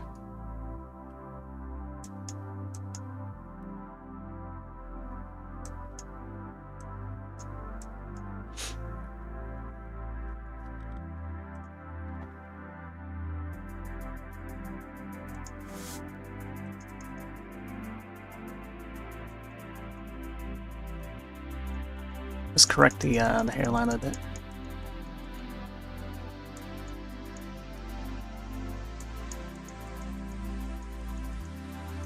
That's where.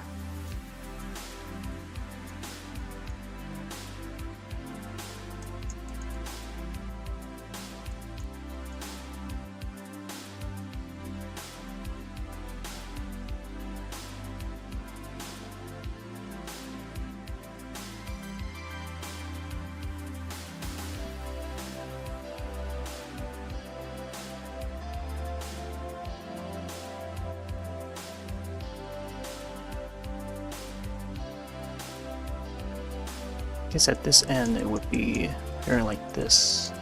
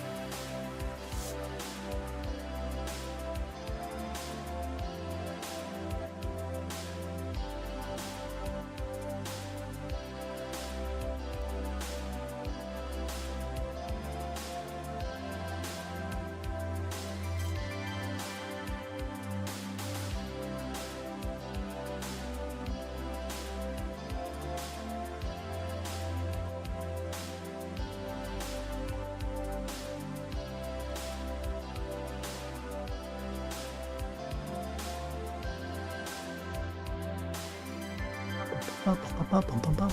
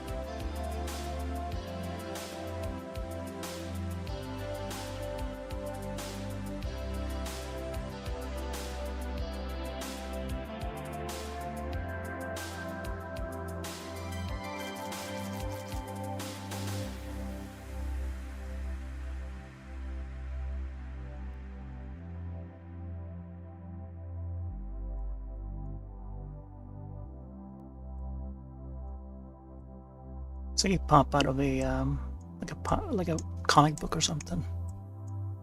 It's got the borderlands sort of comic book lines.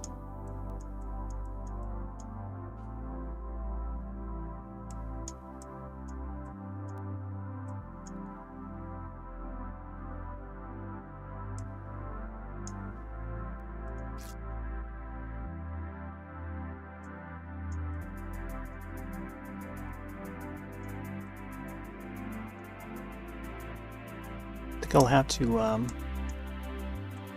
do another yellow overlay on top of it just to lighten up the stripes, streaks.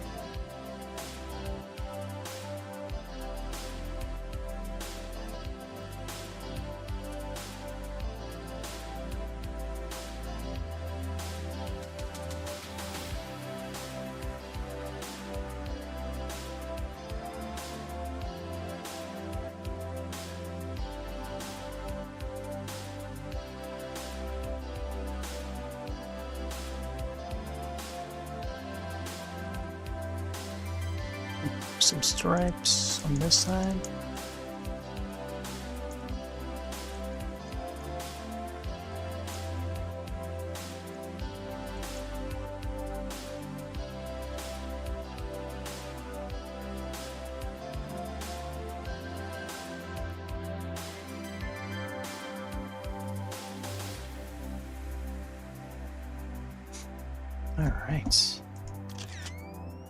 Alright. Let's take another short break. Once we get back, we'll lighten up his hair a little more. And then, I don't know, we'll see. We'll add some more details, some highlights. I think the highlights would be nice. Alright, be right back.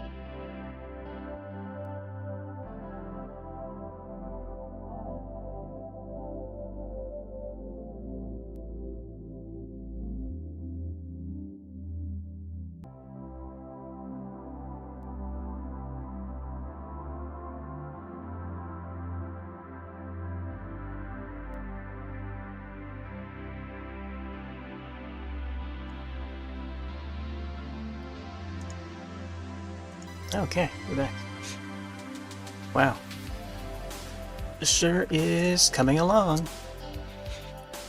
I like how the thunder is like right up to his hand, his fist. Time traveling slasher.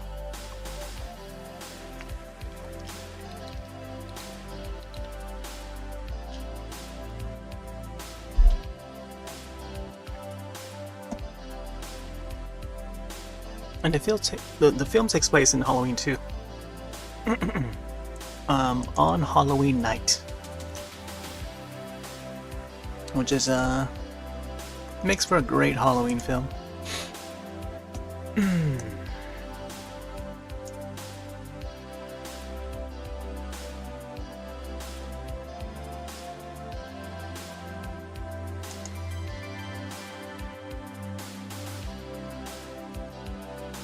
Bum, bum, bum, bum, bum, bum, bum. Bum, bum, bum, bum, bum.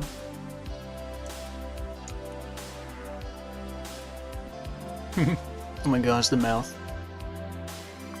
I feel like it should be a little bit more curved on the side here.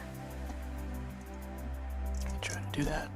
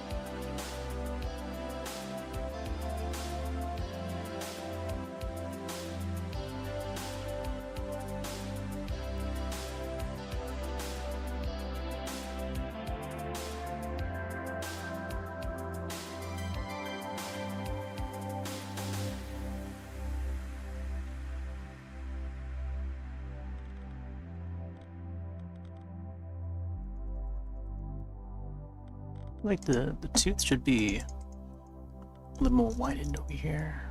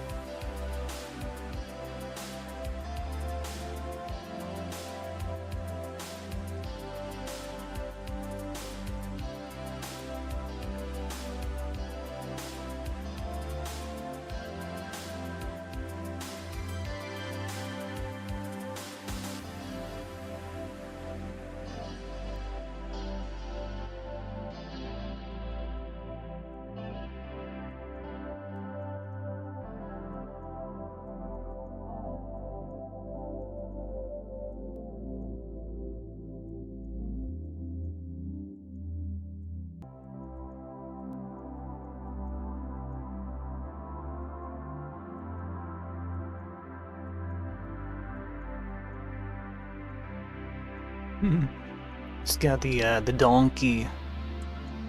The donkey grin. A donkey and then Donkey Kong. Donkey Kong.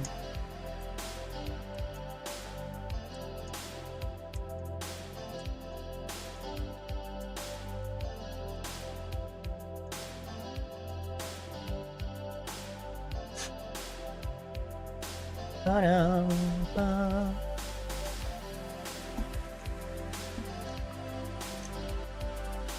Let's get the earring to look a little more like it.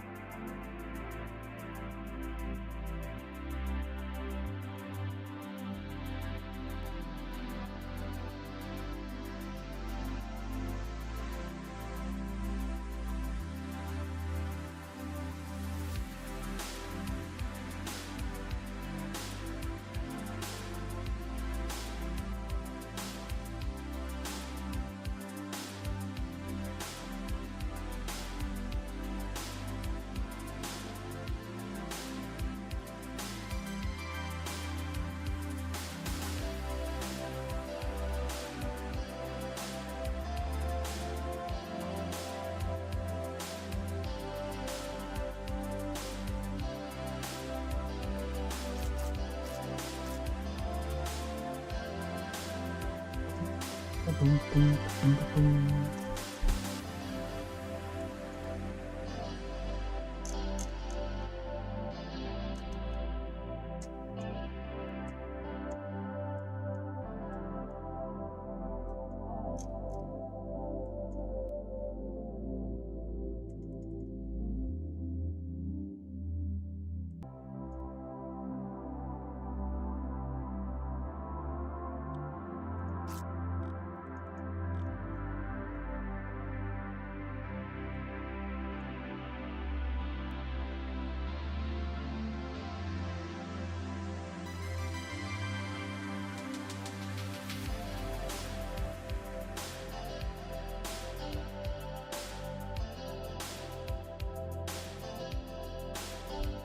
some of that for the ears.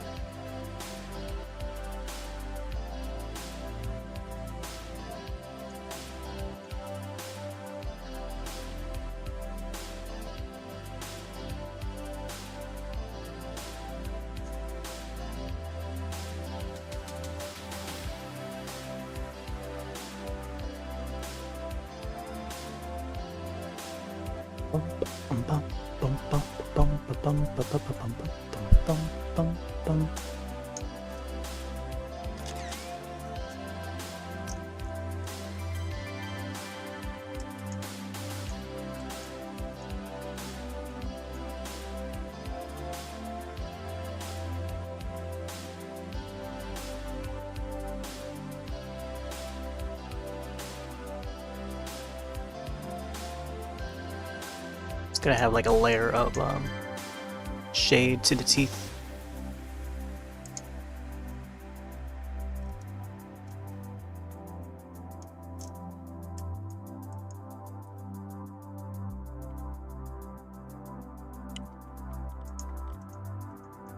Let's get some shine. A little bit of shine.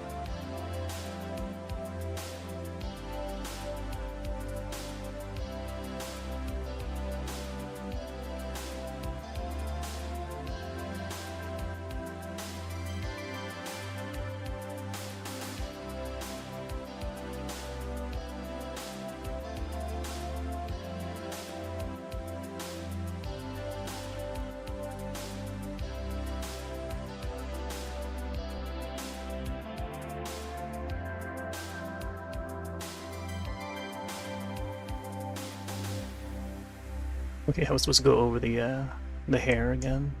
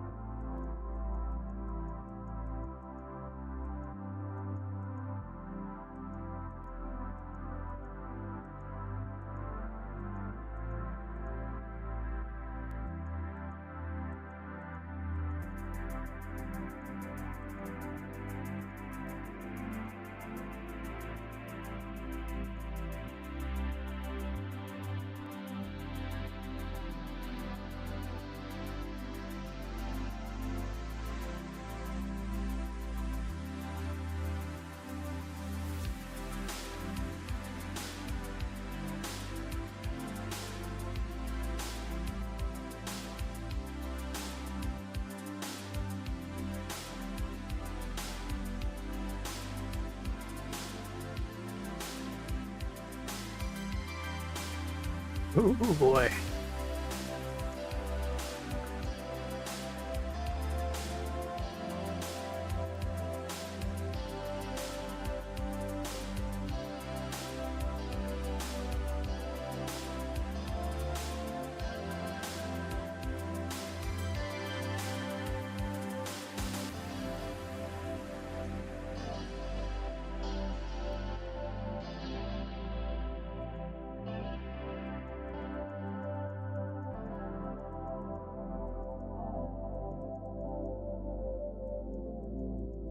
Get that anime shine.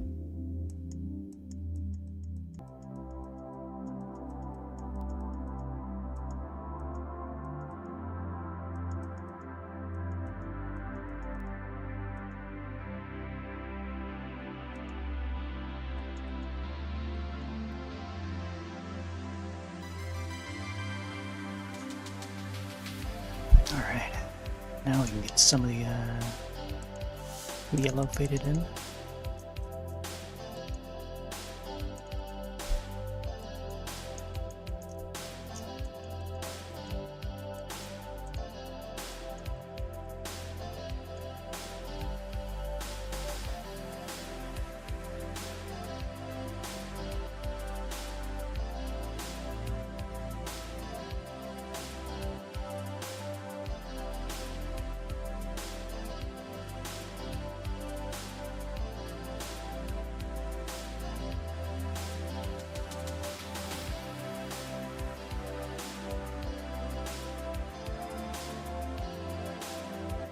Hey there, Farino.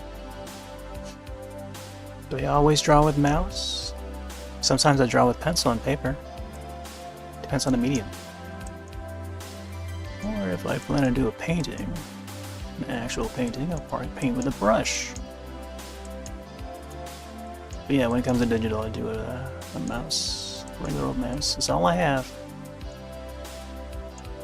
Ain't got much. But there's like still amazing things you can still do with a mouse. A regular old mouse.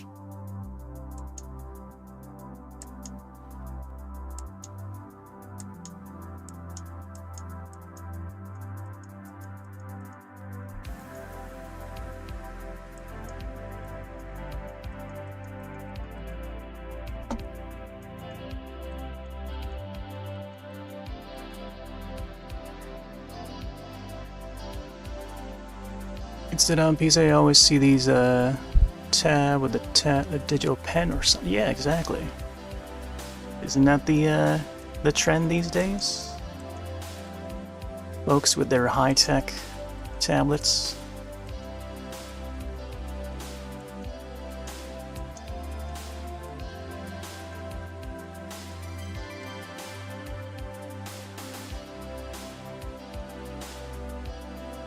I think in the professional world, you have to go that route.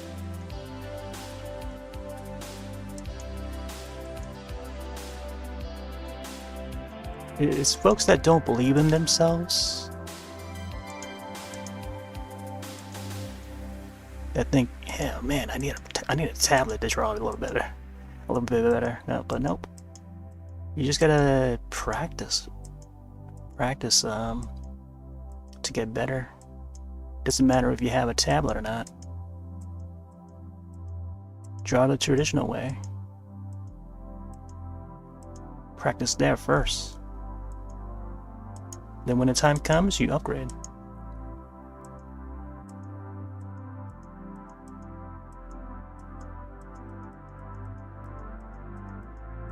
I think expanding your creativity, getting that down as you go is very important.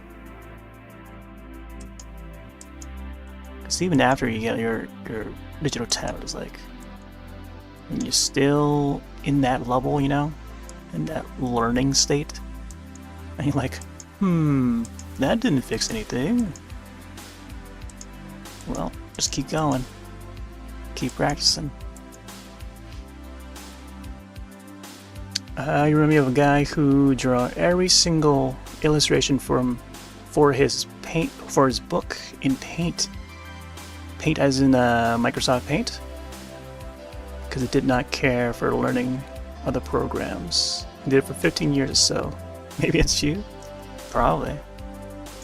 This program here that I'm using is it's called Scribblet. You can find it on Steam. It's free. It's not meant to, to use as like a, Photoshop app or anything, but I tend to use it to showcase it as a way there that, like, these tools are limited. This is way more limited than Microsoft Paint. I mean we've all used Microsoft Paint. I've been using that since like 1999 or something like that. But even with Microsoft Paint, you can copy and paste or move around the image. Like there's that lasso tool, you can, you know, draw around and move that part of the image and stuff like that. Basic photo editing tools and stuff. But this one you cannot move things around. There's no lasso tool or anything. There's a line tool, but you can't really move the image. You have to like redraw the image if you do plan to move the image. So this is actually more limited than Microsoft Paint.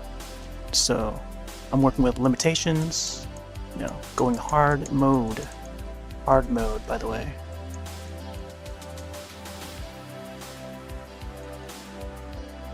But yeah, I've been, you know, drawing on computer for 23 years, just with practice, you know, playing a lot of video games.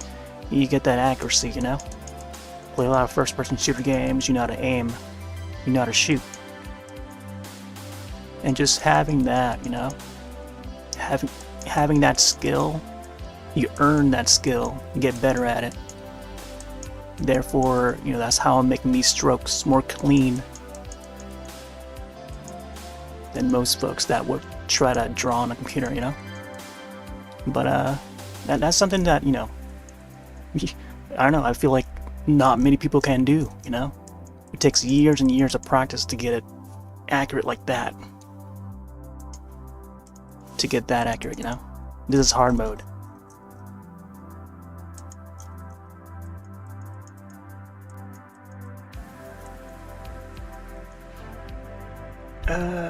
Personal preference with what to draw, but maybe because your style is unique, preview certainly stands out to grab attention. Yeah, I have a little slideshow down below. You can see some of the examples that we've done past sessions. There's a Hellraiser Pinhead. That one took a while to do because his face very detailed. Kind of want the previews to be a little bit bigger, but I kind of want to fit it with the UI, since the developers of this Scribblet app tends to update the UI every so often. So the slideshow down below is like, it gets smaller and smaller, but you can still see it. The most recent one is the Billy the Puppet. I did that one last week. So every week we've been or at least for the past like few weeks, especially around spooky month, like October, September-ish, we'll do some art, try to bring some art back in. But normally I would, you know, play a video game or something, but mostly video games on this channel.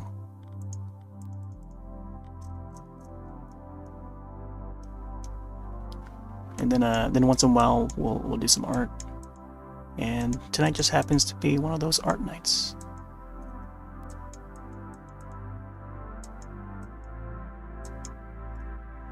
Although I don't think many people are interested in seeing like horror art though. I kind of want to bring out that horror side, you know, like there's not a lot of horror fan art, you know? Like people streaming horror fan art. Whenever I look up like any new horror film that came out, like this is a new horror film that came out, it's called Totally Killer. Just came out last like a few days ago on Amazon Video, and no one's doing fan art on it, so, or at least like live streaming on it, live streaming themselves, drawing like characters from the film. But yeah, and it's a very niche topic, you know, when it comes to like art or doing any fan art at all. But there are definitely some fan art out there for the film, but it's just not, they're not like live streaming it in this fashion.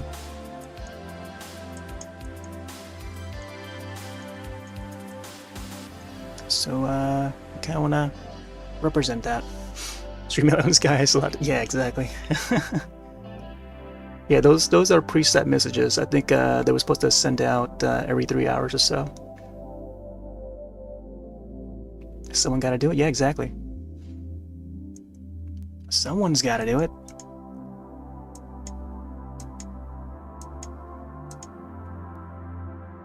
I mean, it's part of, you know, showing what I'm interested in, you know, my interests. You know, I feel like, you know, that's the point of these live streams, is to showcase yourself. What are your interests? Yeah, we've been doing this for well over 15 years, live streaming stuff to the internet. I mostly focus on video games. Sometimes I would do art, sometimes I would do music, but those are very rare. I think art is a little more common, but like, I don't really do it too often, you know what I mean? Like twice a year, I think. Or at least this past year has like been twice a year. Or at least, like, you know, like twice as in like, oh yeah, spooky season, and then, you know, early spring-ish, I try to bring art back somewhat, but yeah. But I don't think many people are interested in seeing art.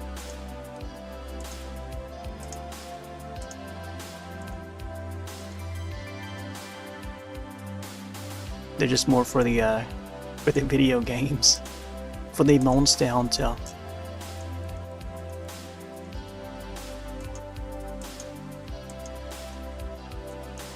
But, you know, I just want to do what I want to do.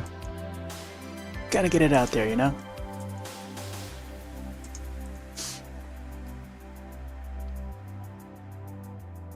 You hope on very rare occasions. Yeah, exactly.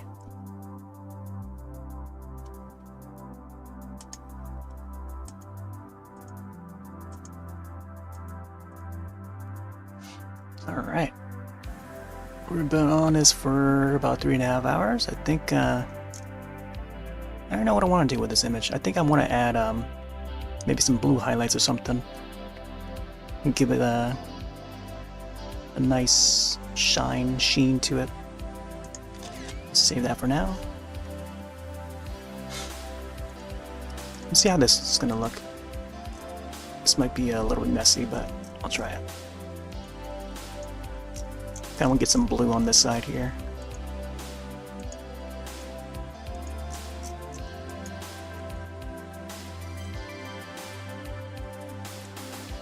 It's a nice cool blue.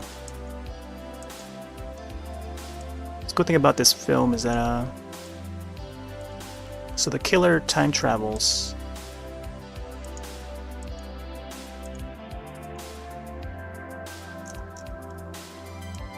It's kind of like a Back to the Future in a way, but in a form of a slasher film. Comedy horror. Kind of reminds you of Michael Myers. Yeah, it's supposed to be inspired by Halloween '87 or Halloween '78, but it takes place in 1987. So the main character, she goes into a time machine that her friend built, much like Marty McFly, and just accidentally travels back to 1987, and she has to go back to save her mom, or keep her mom from dying, because the killer in the present, the 2023, I think is the present year, she got murdered. Yeah. And so the daughter has to, you know, time travel back to when her mom was her age, I think in high school or whatever. Yeah, they were in high school, and then she's got to find the original killer from way back when. It's a neat little premise. It's a fun film. I enjoyed it. And it's so 80s, you know, you got that typical 80s throwback. It's quite nice. I love it when they do 80s stuff. I also watch VHS 85. It's a new film that's part of the horror anthology. Came out on Shudder.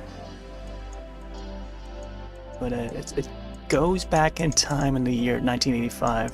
So a lot of the found footage is like camcorder quality. But on like Betamax. So there's a few references to that. And it also involves, like, I don't know.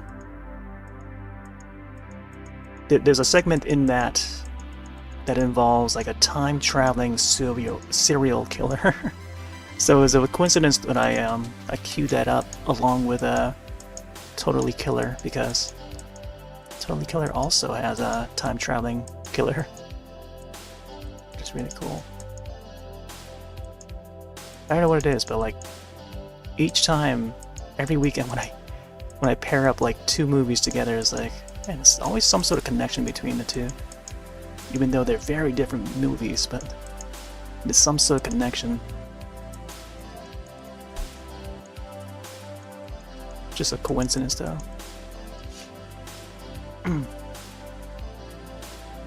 Recent Trilogy was okay till the end. Yeah, Ends. I think everyone agrees with Ends. I would say like it's just one way to end the Michael Myers story, and hopefully whoever picks it up next, whoever picks up the IP next for Halloween, whether it's Miramax or A24. I think A24 was last set to be the highest bidder for that IP. I hope that they do something different and they don't have to carry on the Michael Myers story. Like, the Michael Myers story is already finished. Blumhouse has already done their trilogy. But I kind of hope that they would continue Season of the Witch, which is the third. It was the original idea that John Carpenter wanted to do with the Halloween, IP, which was to turn it into an anthology, which is what they try to do with Season of the Witch, which is Halloween 3, which does not necessarily involve Michael Myers. There's no Michael Myers in that one, and yeah, I feel like they should go that route. Give that one a chance, because they've already done so much. They revived Michael Myers so many times, so I think they should give the guy a rest. They should go back to Season of the Witch and just do another anthology like that. It doesn't have to be exactly like that, but they can follow that idea and continue with that. Because seeing A24, like, that's a known label by now. And I feel like they could do something totally original, but then also fall under the Halloween umbrella, And again, it doesn't have to necessarily be about Michael Myers, Just give it something, unique for that holiday. It doesn't always, it doesn't need to be a slasher either. It can be like something else. Kids trick-or-treating and finding a dead body or something, who knows. Like, I'm not the one to write the story, but like, just an example, anything goes, Could be like a Stand By Me sort of film, but make it more horror. Like, I'll take that. Want to see a dead body? Let's go. Then they find that the body is missing. What's next? What comes next?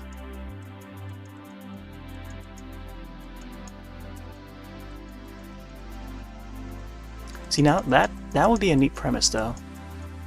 The body goes missing, and then they search around town to see who took the body. It'll be like what's that one with Tom Hanks, The Burbs? They're trying to find out if there's a body in that building, in that house. That'll be funny. That'll be great.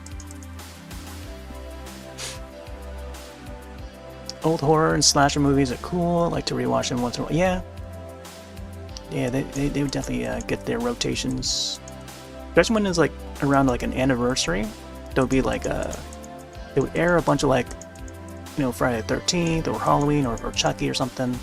Nightmare on Elm Street on USA Network. I remember I would catch a bunch of those back in the 90s. Completely different story and characters. Watch Halloween from Myers. He is iconic.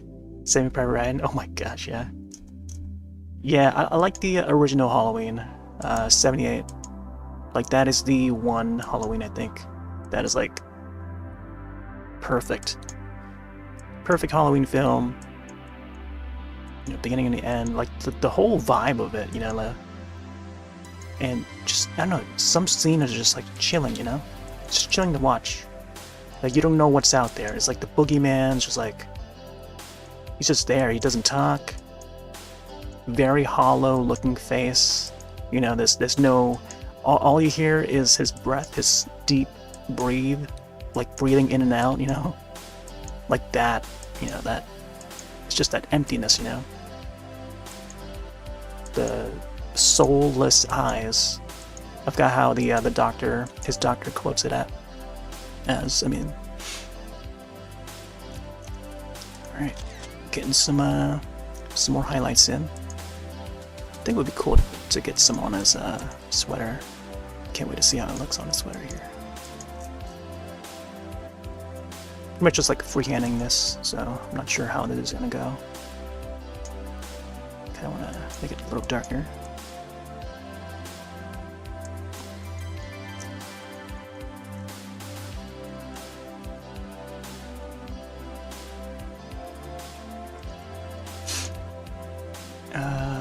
Had to break the stereotype where everyone is stupid. So remember the scene where the cop agrees to help Doc. Disregard has a madman rambling. Yeah. Although I like how I know Blumhouse they try to tie the one of the films to the first original 78. It was so well done. I feel like that part is like worth mentioning when it comes to the more recent Halloweens. Is that they made sure that that new film takes place right after the first. So that must have been either Halloween Kills or Halloween Ends. I think it might have been Halloween Kills. Yeah, I don't know, one of them. Although even that one ended with a little bit of a disappointment. I know some like that one the most when it comes to that trilogy of sequels, because Michael goes on a rampage, like against the town. You know, the town try to surround him and try to get him on the spot, but man, Michael just kept on slashing and slashing. Goes down, then it gets back up. Bam, got everyone. And then that was like some of the survivors from like the first film. They got everyone together. Yeah, that was pretty cool though. It was a cool moment.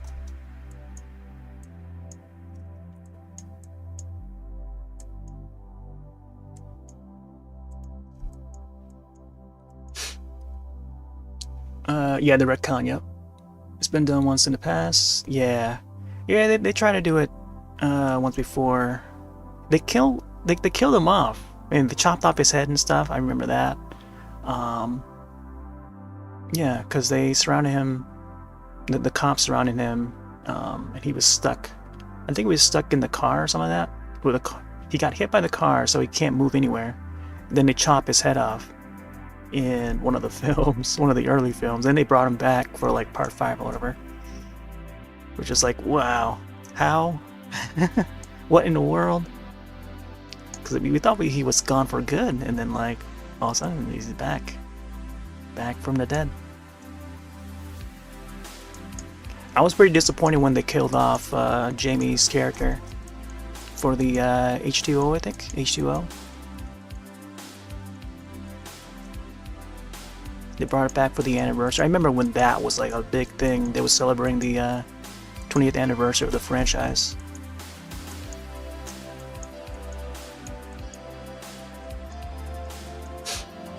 Let's see. Yeah, the Rob Zombies, yeah.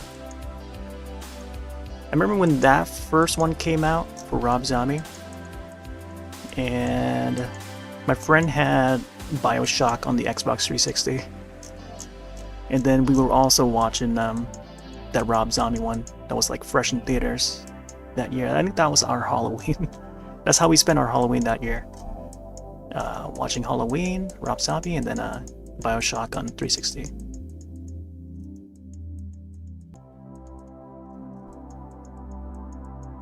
Whichever year that was, I think it's 2009 or whatever it was.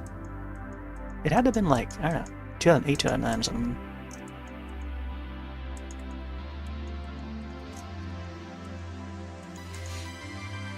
First part popular, but almost no one knows about the second part. Probably, you mean the Rob Zombie Halloween 2? I feel like part 2 was pretty redeeming. Like if you're, I think if the viewer is down for, the Rob Zombie Halloweens, I feel like there's probably a small amount of group that would want a Halloween 3 from Rob Zombie, but I'm not sure if that's gonna work out though. But yeah, that those two films were definitely a different one for sure. You get to see like a little bit of the origin, when he's a kid and stuff. How he was like as a kid. At least that's what I remember from it. I haven't seen it for a long time though. Definitely a different one. Different take. Sounds like a perfect. Yeah, exactly. Yeah. Yeah. Get to hang out at a friend's house. But that was back in the day, though. Nowadays, it's more of a solo thing. And just making sure the kids are okay. Or siblings, I guess, in my case. Or still kids.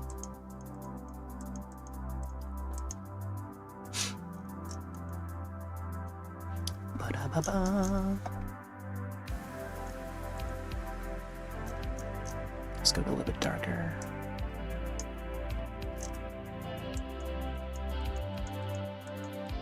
Not sure what we're doing this Halloween. I think I'll probably still play some video games. Stream some video games, I guess. While munching on candy.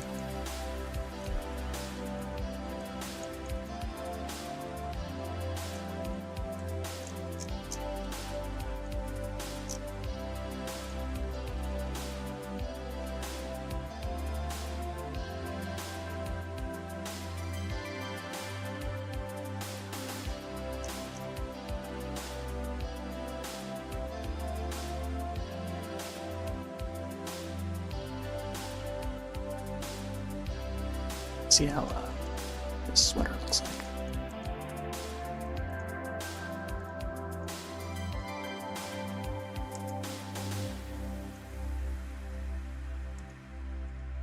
Never celebrate? Never did? Oh man.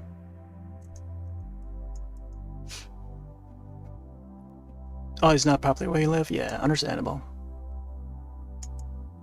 Yeah, there's like folks in Japan that don't really do Halloween.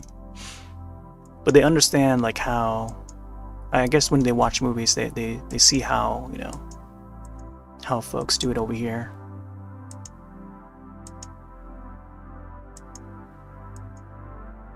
For me, it's a regular thing for us. Even since I was a kid, like, Halloween's always been a thing.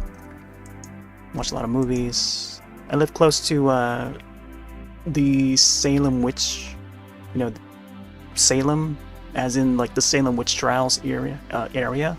So, and that's like only like a 2-hour drive from here. And that's like a famous sort of a spooky thing that occurred in the form of legends, like town legends here.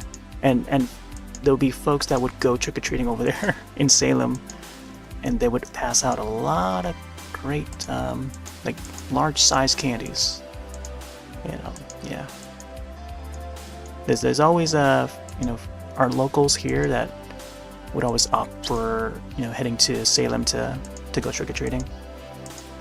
They get large size candies and all the attractions. It's nice over there too.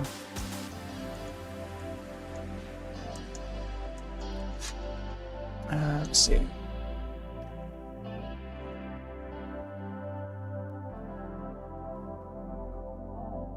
Blair Witch movie, you remember correctly?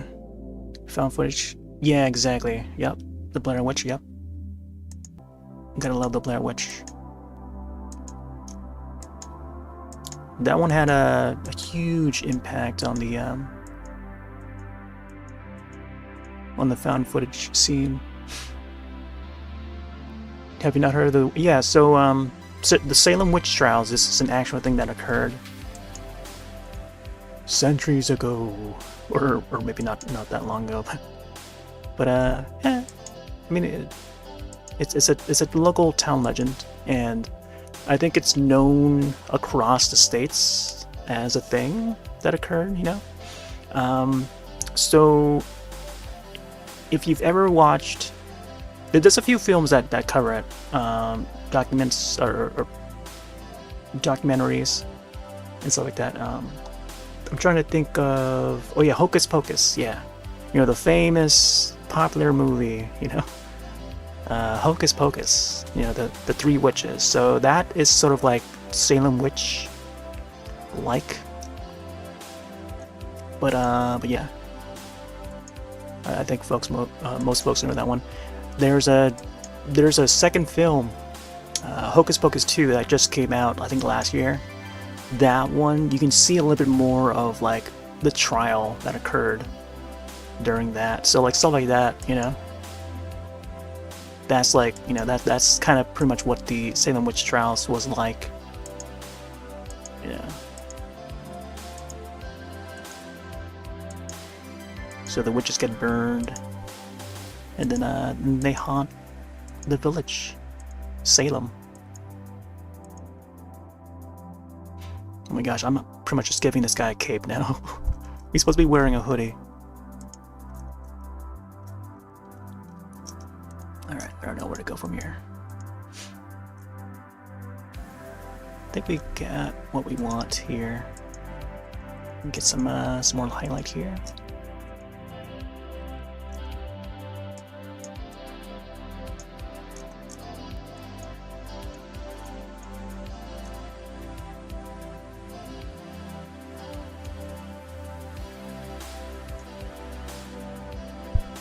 I heard of it, not from the...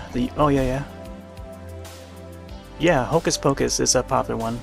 It's more for children, but it's popular among the adults too that grew up on it. Came out in 1993, 1994. I think 1994. Or no, actually 1993, because this year they celebrate the 20th anniversary. So that makes sense. So yeah, 1993. Actually, yeah. You can probably watch it. Find yourself Disney Plus, access to Disney Plus somehow. You can watch the film on the 25th anniversary, or I guess 20th anniversary. And the second one is all right too. The second one follows up. It just... So I guess to brief it, the second one just moves to a younger generation. It's a way to get like the younger generation involved in transferring to that new generation. I think that's what they're doing with like some of the old IPs nowadays, is reviving it, and then also paving way for the newer generation, just in case you know, the big companies want to bring up the old IP again and do a new film. But I feel like it's long overdue. I feel like they should have done it a long time ago.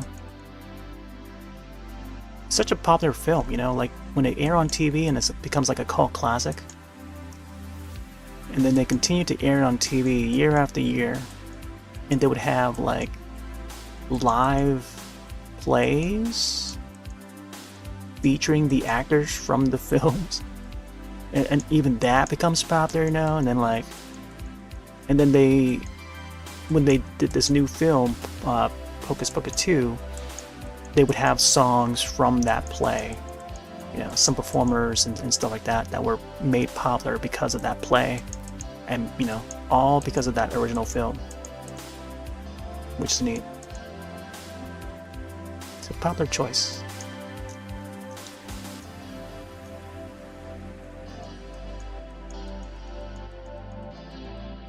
once you see it, you'll probably see why it's been a popular film. Let's see, let's save this. Kind of want to get some more highlights on this side here.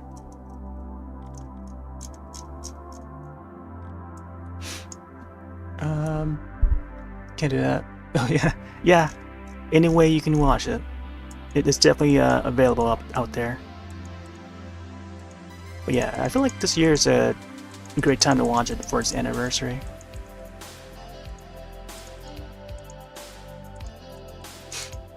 Let's see, elements, guys. Ho ho ho! Oh yeah. Ho ho ho! And a bottle of rum. That's supposed to be a reminder for me to sip my drink.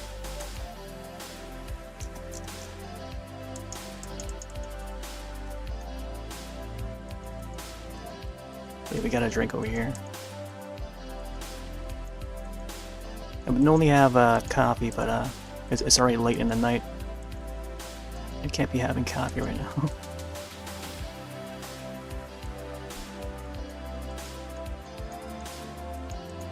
You know, sometimes I kind of wish that I could hop on a little sooner, like during the daytime for me.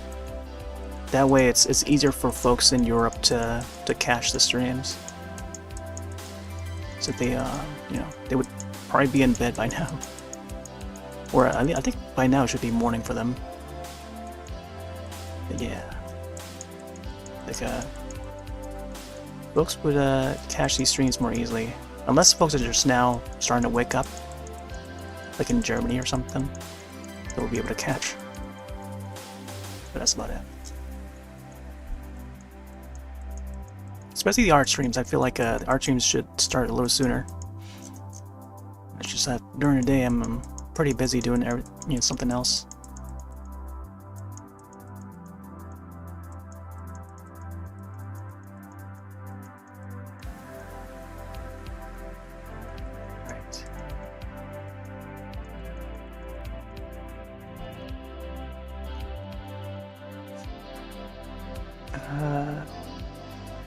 Don't see what else to do. Always amazed when artists can like for hours add or correct something. Yeah, exactly. Yeah.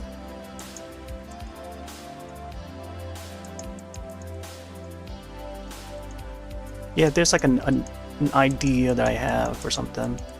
I can probably add to the image.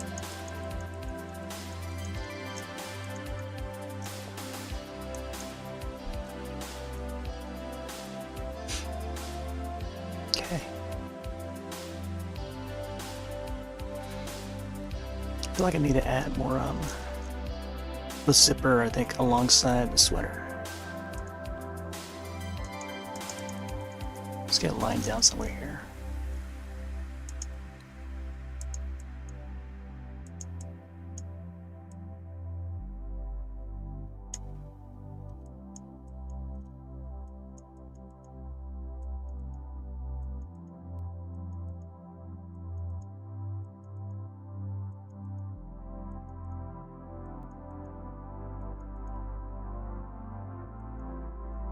So all this is going to be turned into a time-lapse video. I'll have to create my own cover version of the theme song, or whatever song I hear. Maybe like an 80s inspired bop that would fit the vibe of this the movie. Then I'll have it uploaded to the YouTube and stuff, TikTok maybe. Because I haven't uploaded TikTok since like May, I think. The last one I did was the Zelda one. See, I gotta get to doing that before the year ends. The month even.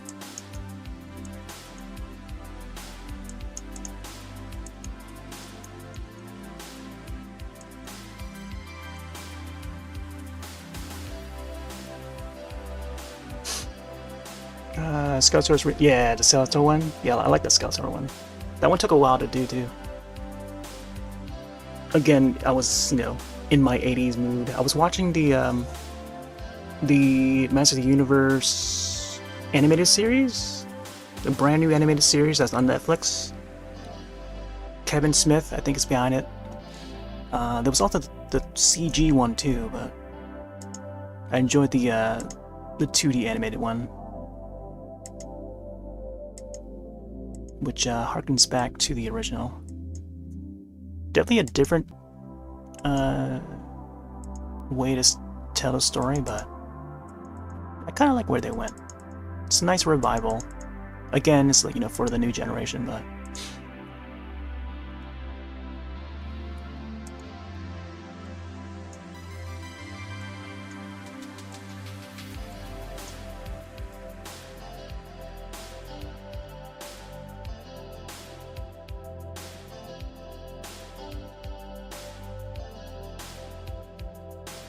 oh yeah, and then there's the Billy the Puppet. The more recent ones there. That's the last one I did last week, I think.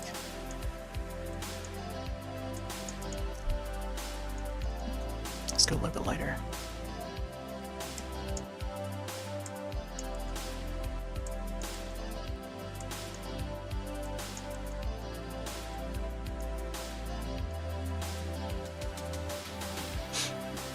There we go.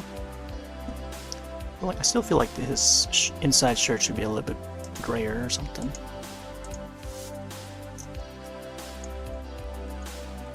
Get the side of the hood.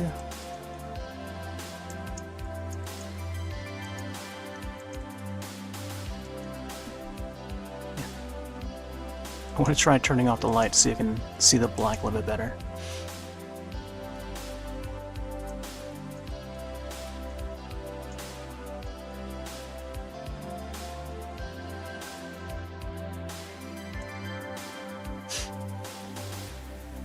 Yeah, Billy the Puppet from the Saw series.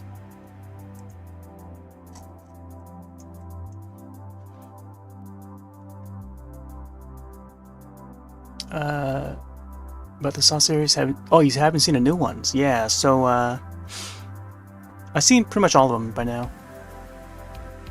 Yeah, all the main ones. The latest one is Saw 10, which is currently in theaters. So it goes from, well, first all the 2004 short. There's a Saw short, and then followed by the full-length feature film. James Wan, Lay, I forgot his last name. Starts with a W. Lay Wayne or something like that. I don't know. You know, those two came together to make the first Saw film. I think it's probably still the best in the series, the first one. Even at the time that it first came out, I remember it surprised a lot of people, like the ending and stuff. And then one of my friends, he was like, "Oh, I hate that movie." I hate that movie. He says like, "Oh, that movie's stupid." But it's just his character. He's like, it's just the way he is. But I thought it turned out alright. It was kind of obvious in a way, but like, I still enjoyed it. It's like, oh, I knew a lot of people were surprised by that part, though, the ending. But it was pretty well done, pretty original, and it was more about the mystery. And it's just the reveal of it was what surprised a lot of people. But yeah, the new one takes place. It's pretty much Saw 1.5, but they call it Saw 10, and then replacing the 10 with an X as a Roman numeral, which is quite nice. You know, it's not a long-running horror series like Saw. I mean, not like you don't get it too often, you know. Oh my gosh, this program's starting to lag here. It's pretty harsh, realistic, harsh, and painful to watch, but interesting. Yeah, exactly.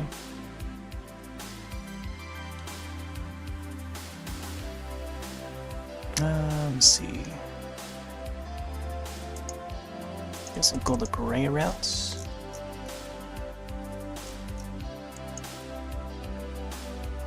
Man, this or too gray.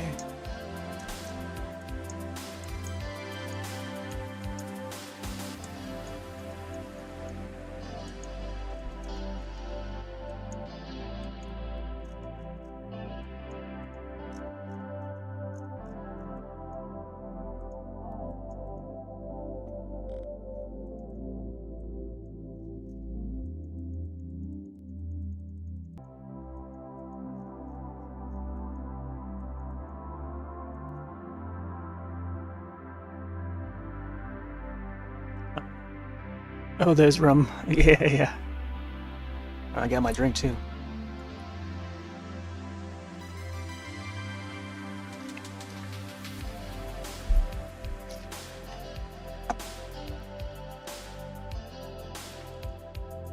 Yo ho ho, and a bottle of rum.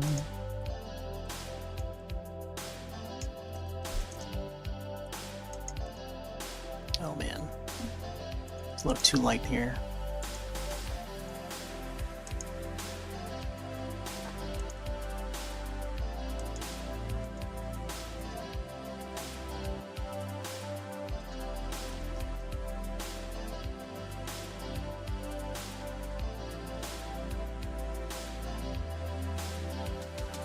Yeah, they brought back some of the old members, the old cast, and they made a new film, just like they never left, you know.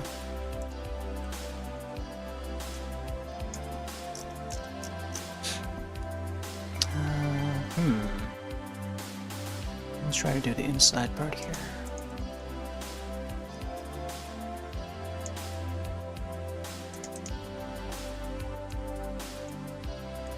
Gosh.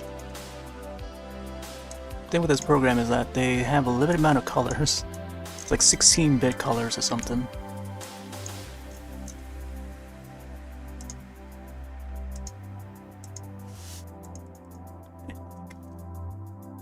You get the darkest blacks, and then like the next darkest color is like this gray one right here. You barely get any in between that dark gray and the black. So I guess this is how it's gonna turn out.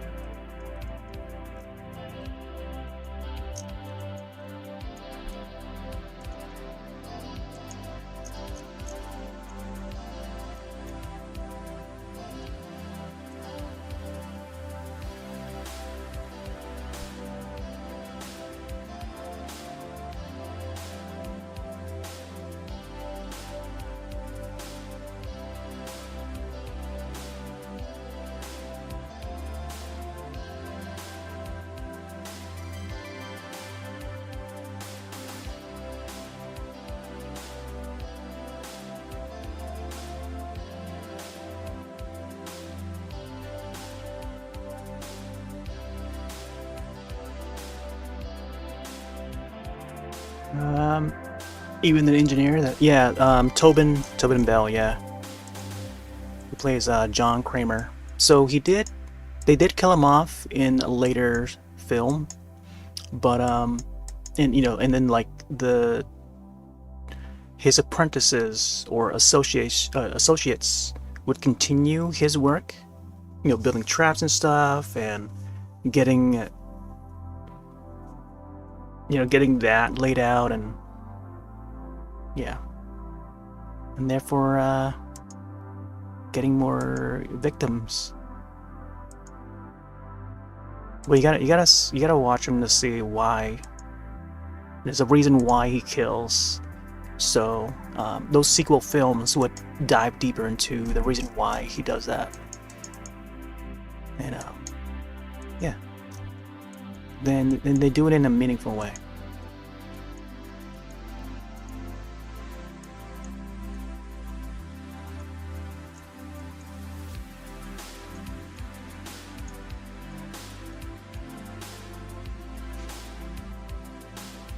Yeah, they made it so that he's so Saw 10 takes place in between the first film and the second film.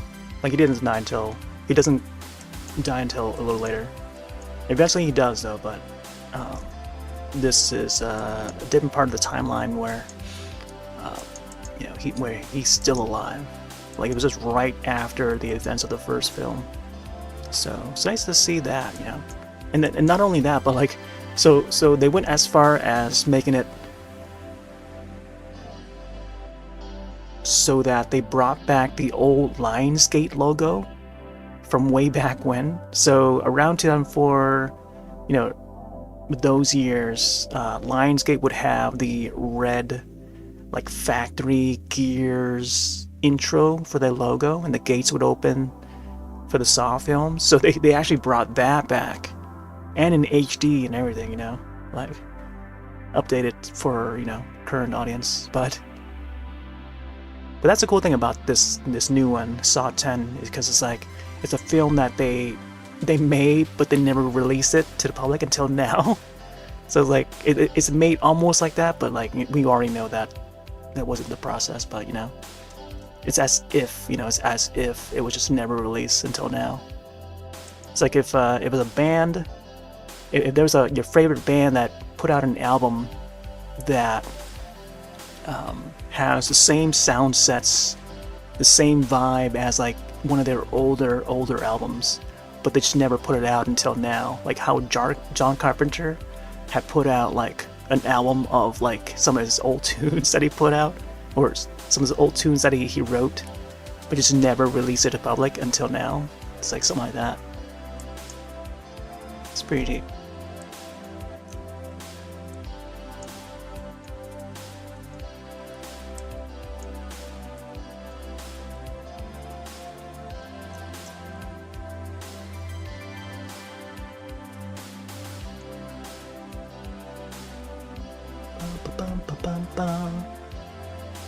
Let's see.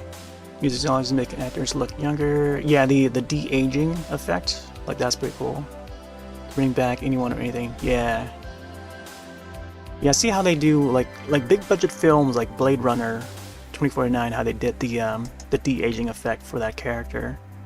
I've got her name now, but she's supposedly an android in that film. Actually was in the first original Blade Runner. And yeah, man, they made her look exactly like how she did in the original.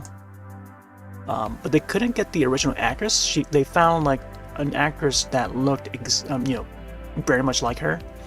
Like, she had her likeness, and then they just like fixed that up in post to make it look exactly like how she did in the first 1982 Blade Runner.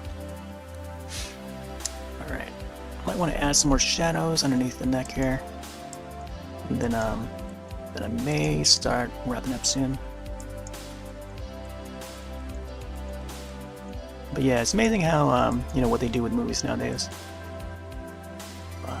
It just comes down to like the story.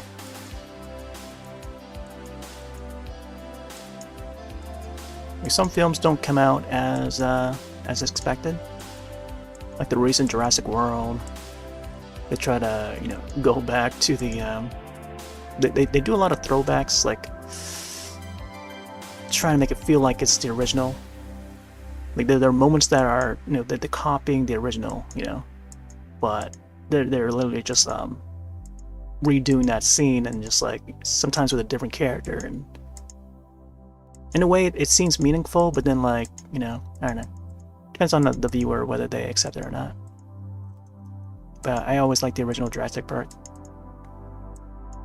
as being the best in the series. But I did like what they try to do, bring back the old cast and redo some of the things they did in the original. What made the original great, and then I guess just redoing that along with like a new generation of Jurassic World characters.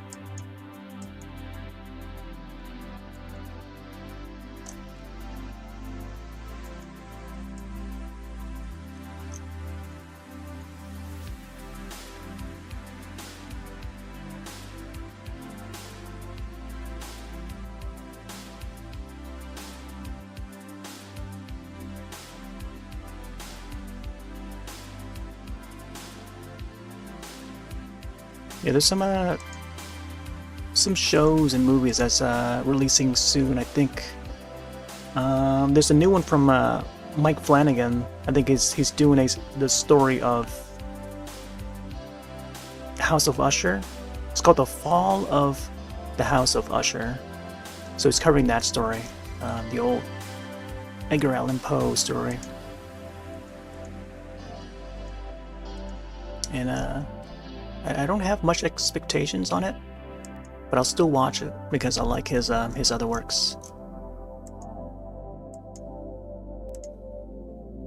Haunting of Hill House was a great one.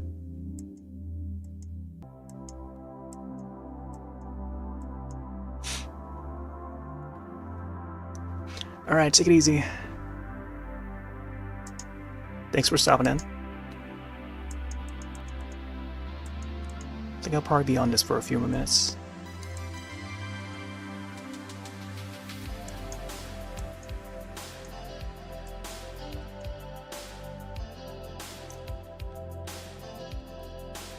Let's get some shading here.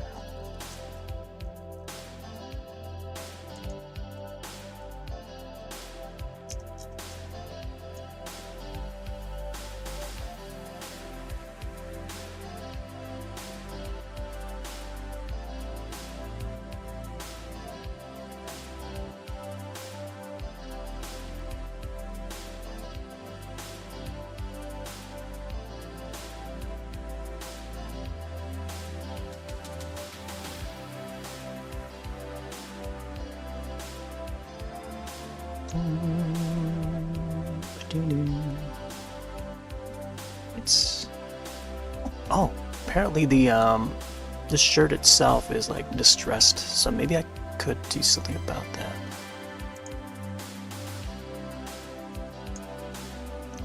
So the guy on the shirt has also got a face. Kind of looks like John Wick in a way. So you can undo that.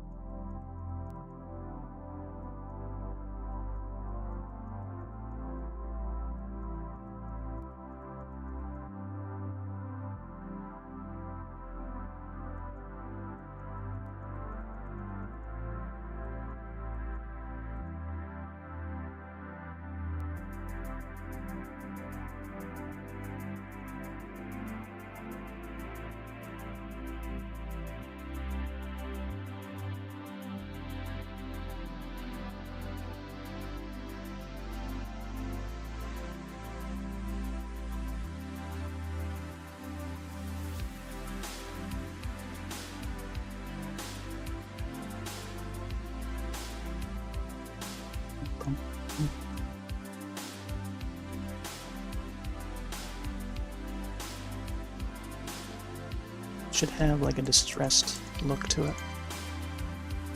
So add some marks on it.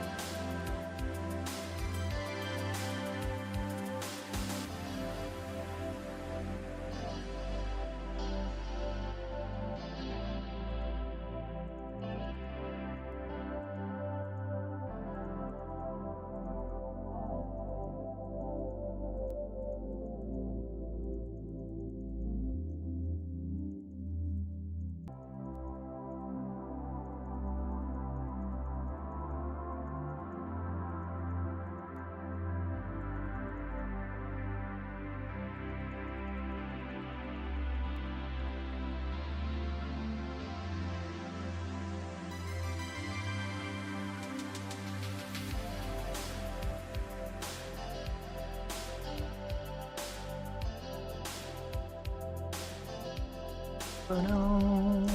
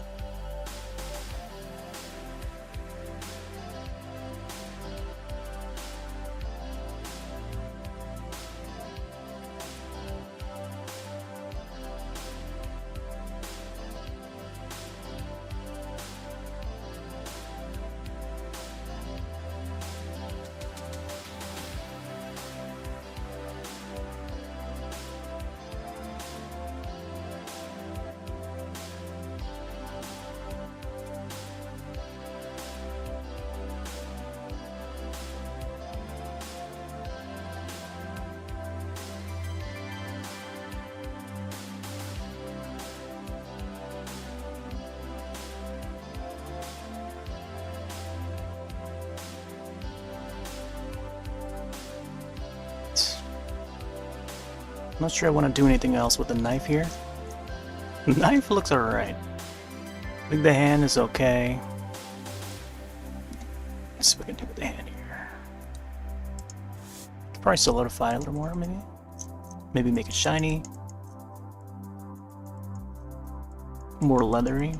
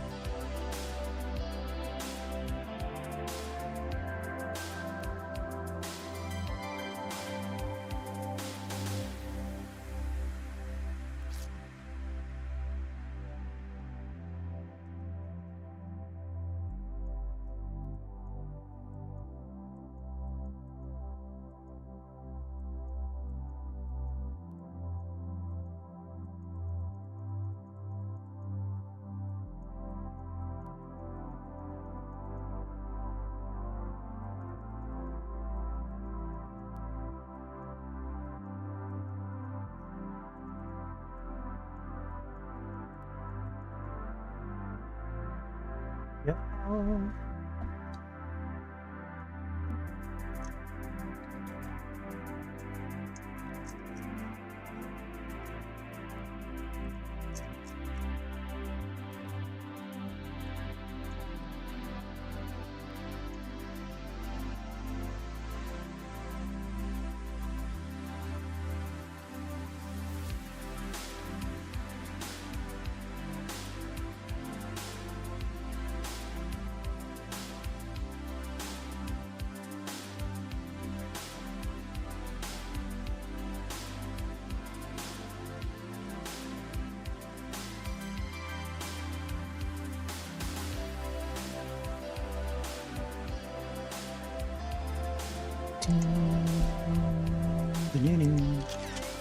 Alright, I think we are set for killer.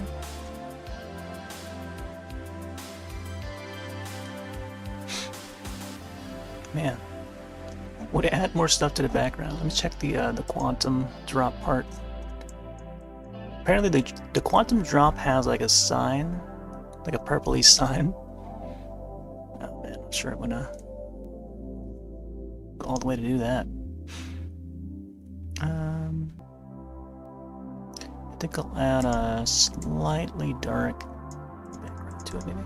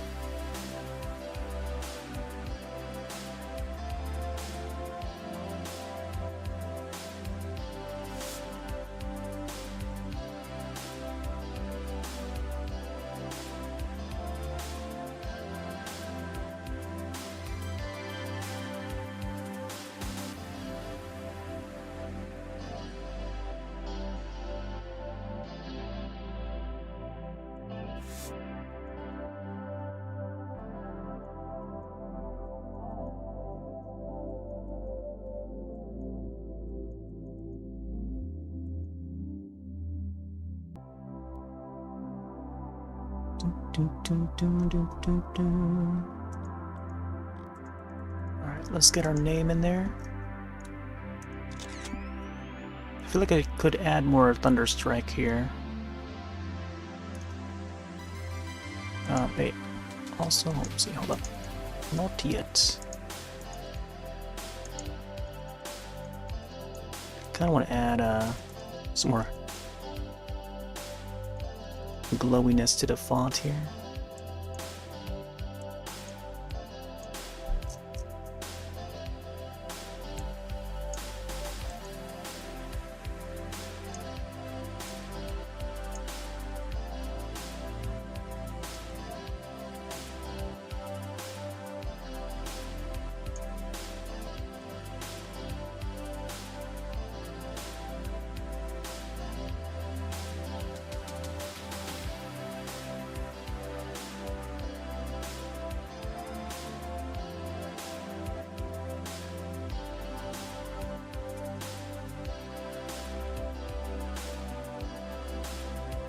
Too bad it's been covered though. I feel like I could have put it to the side, but I don't know. Apparently there's like some balloons on the sides. Not sure. Thunder crack.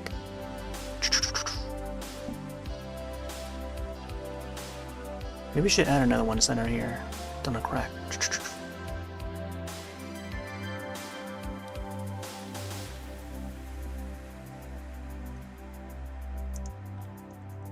Alright, let's get our name in.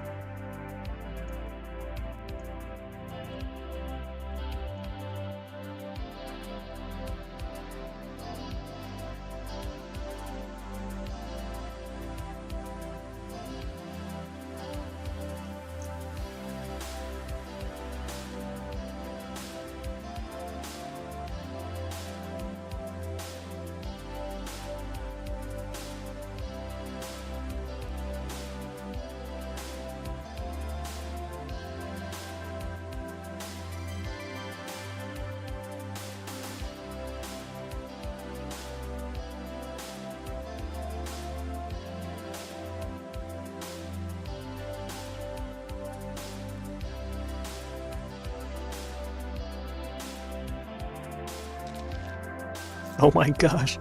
I clicked on the clear image when I meant the to do the undo.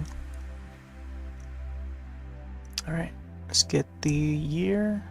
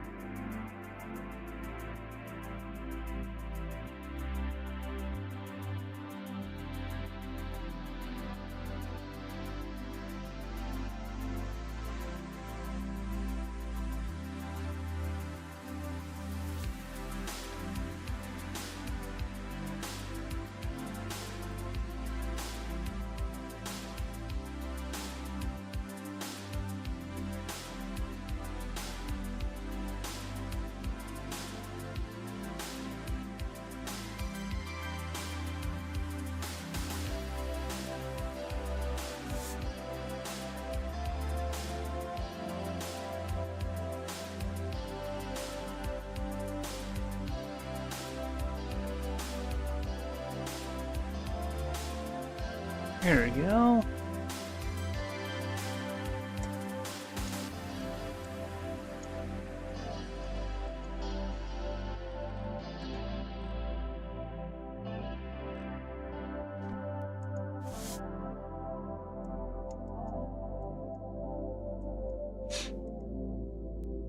Yay!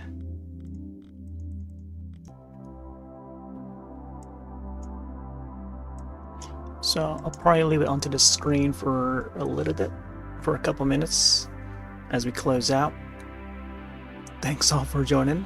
Thanks for hanging out, talking horror, talking retro.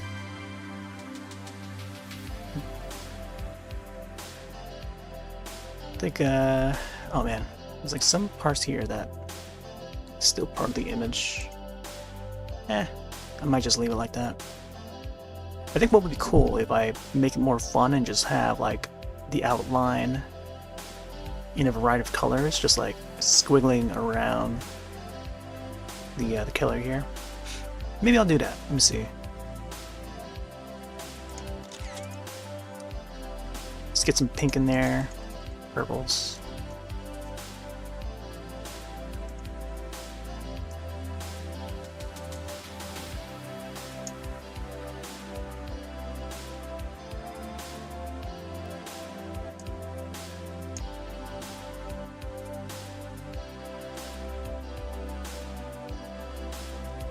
We do like half color.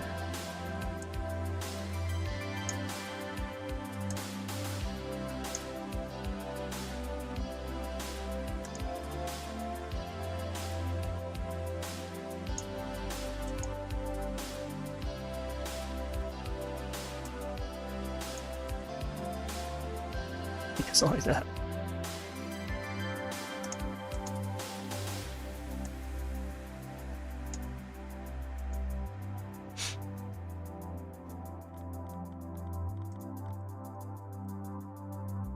To notice the program is starting to lag a little bit.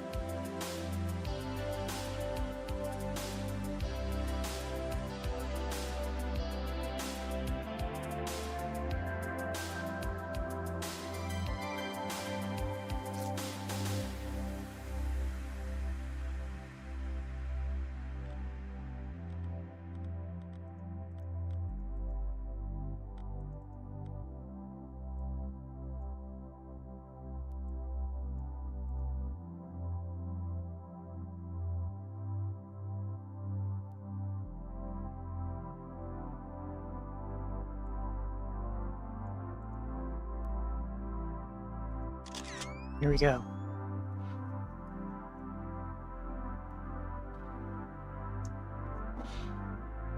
So yeah, I'll try to get a time-lapse video of this drawing up, as well as the previous drawings. I still have yet to get the song done, but try and get it done ASAP. It'll be on YouTube and TikTok, and possibly Twitter.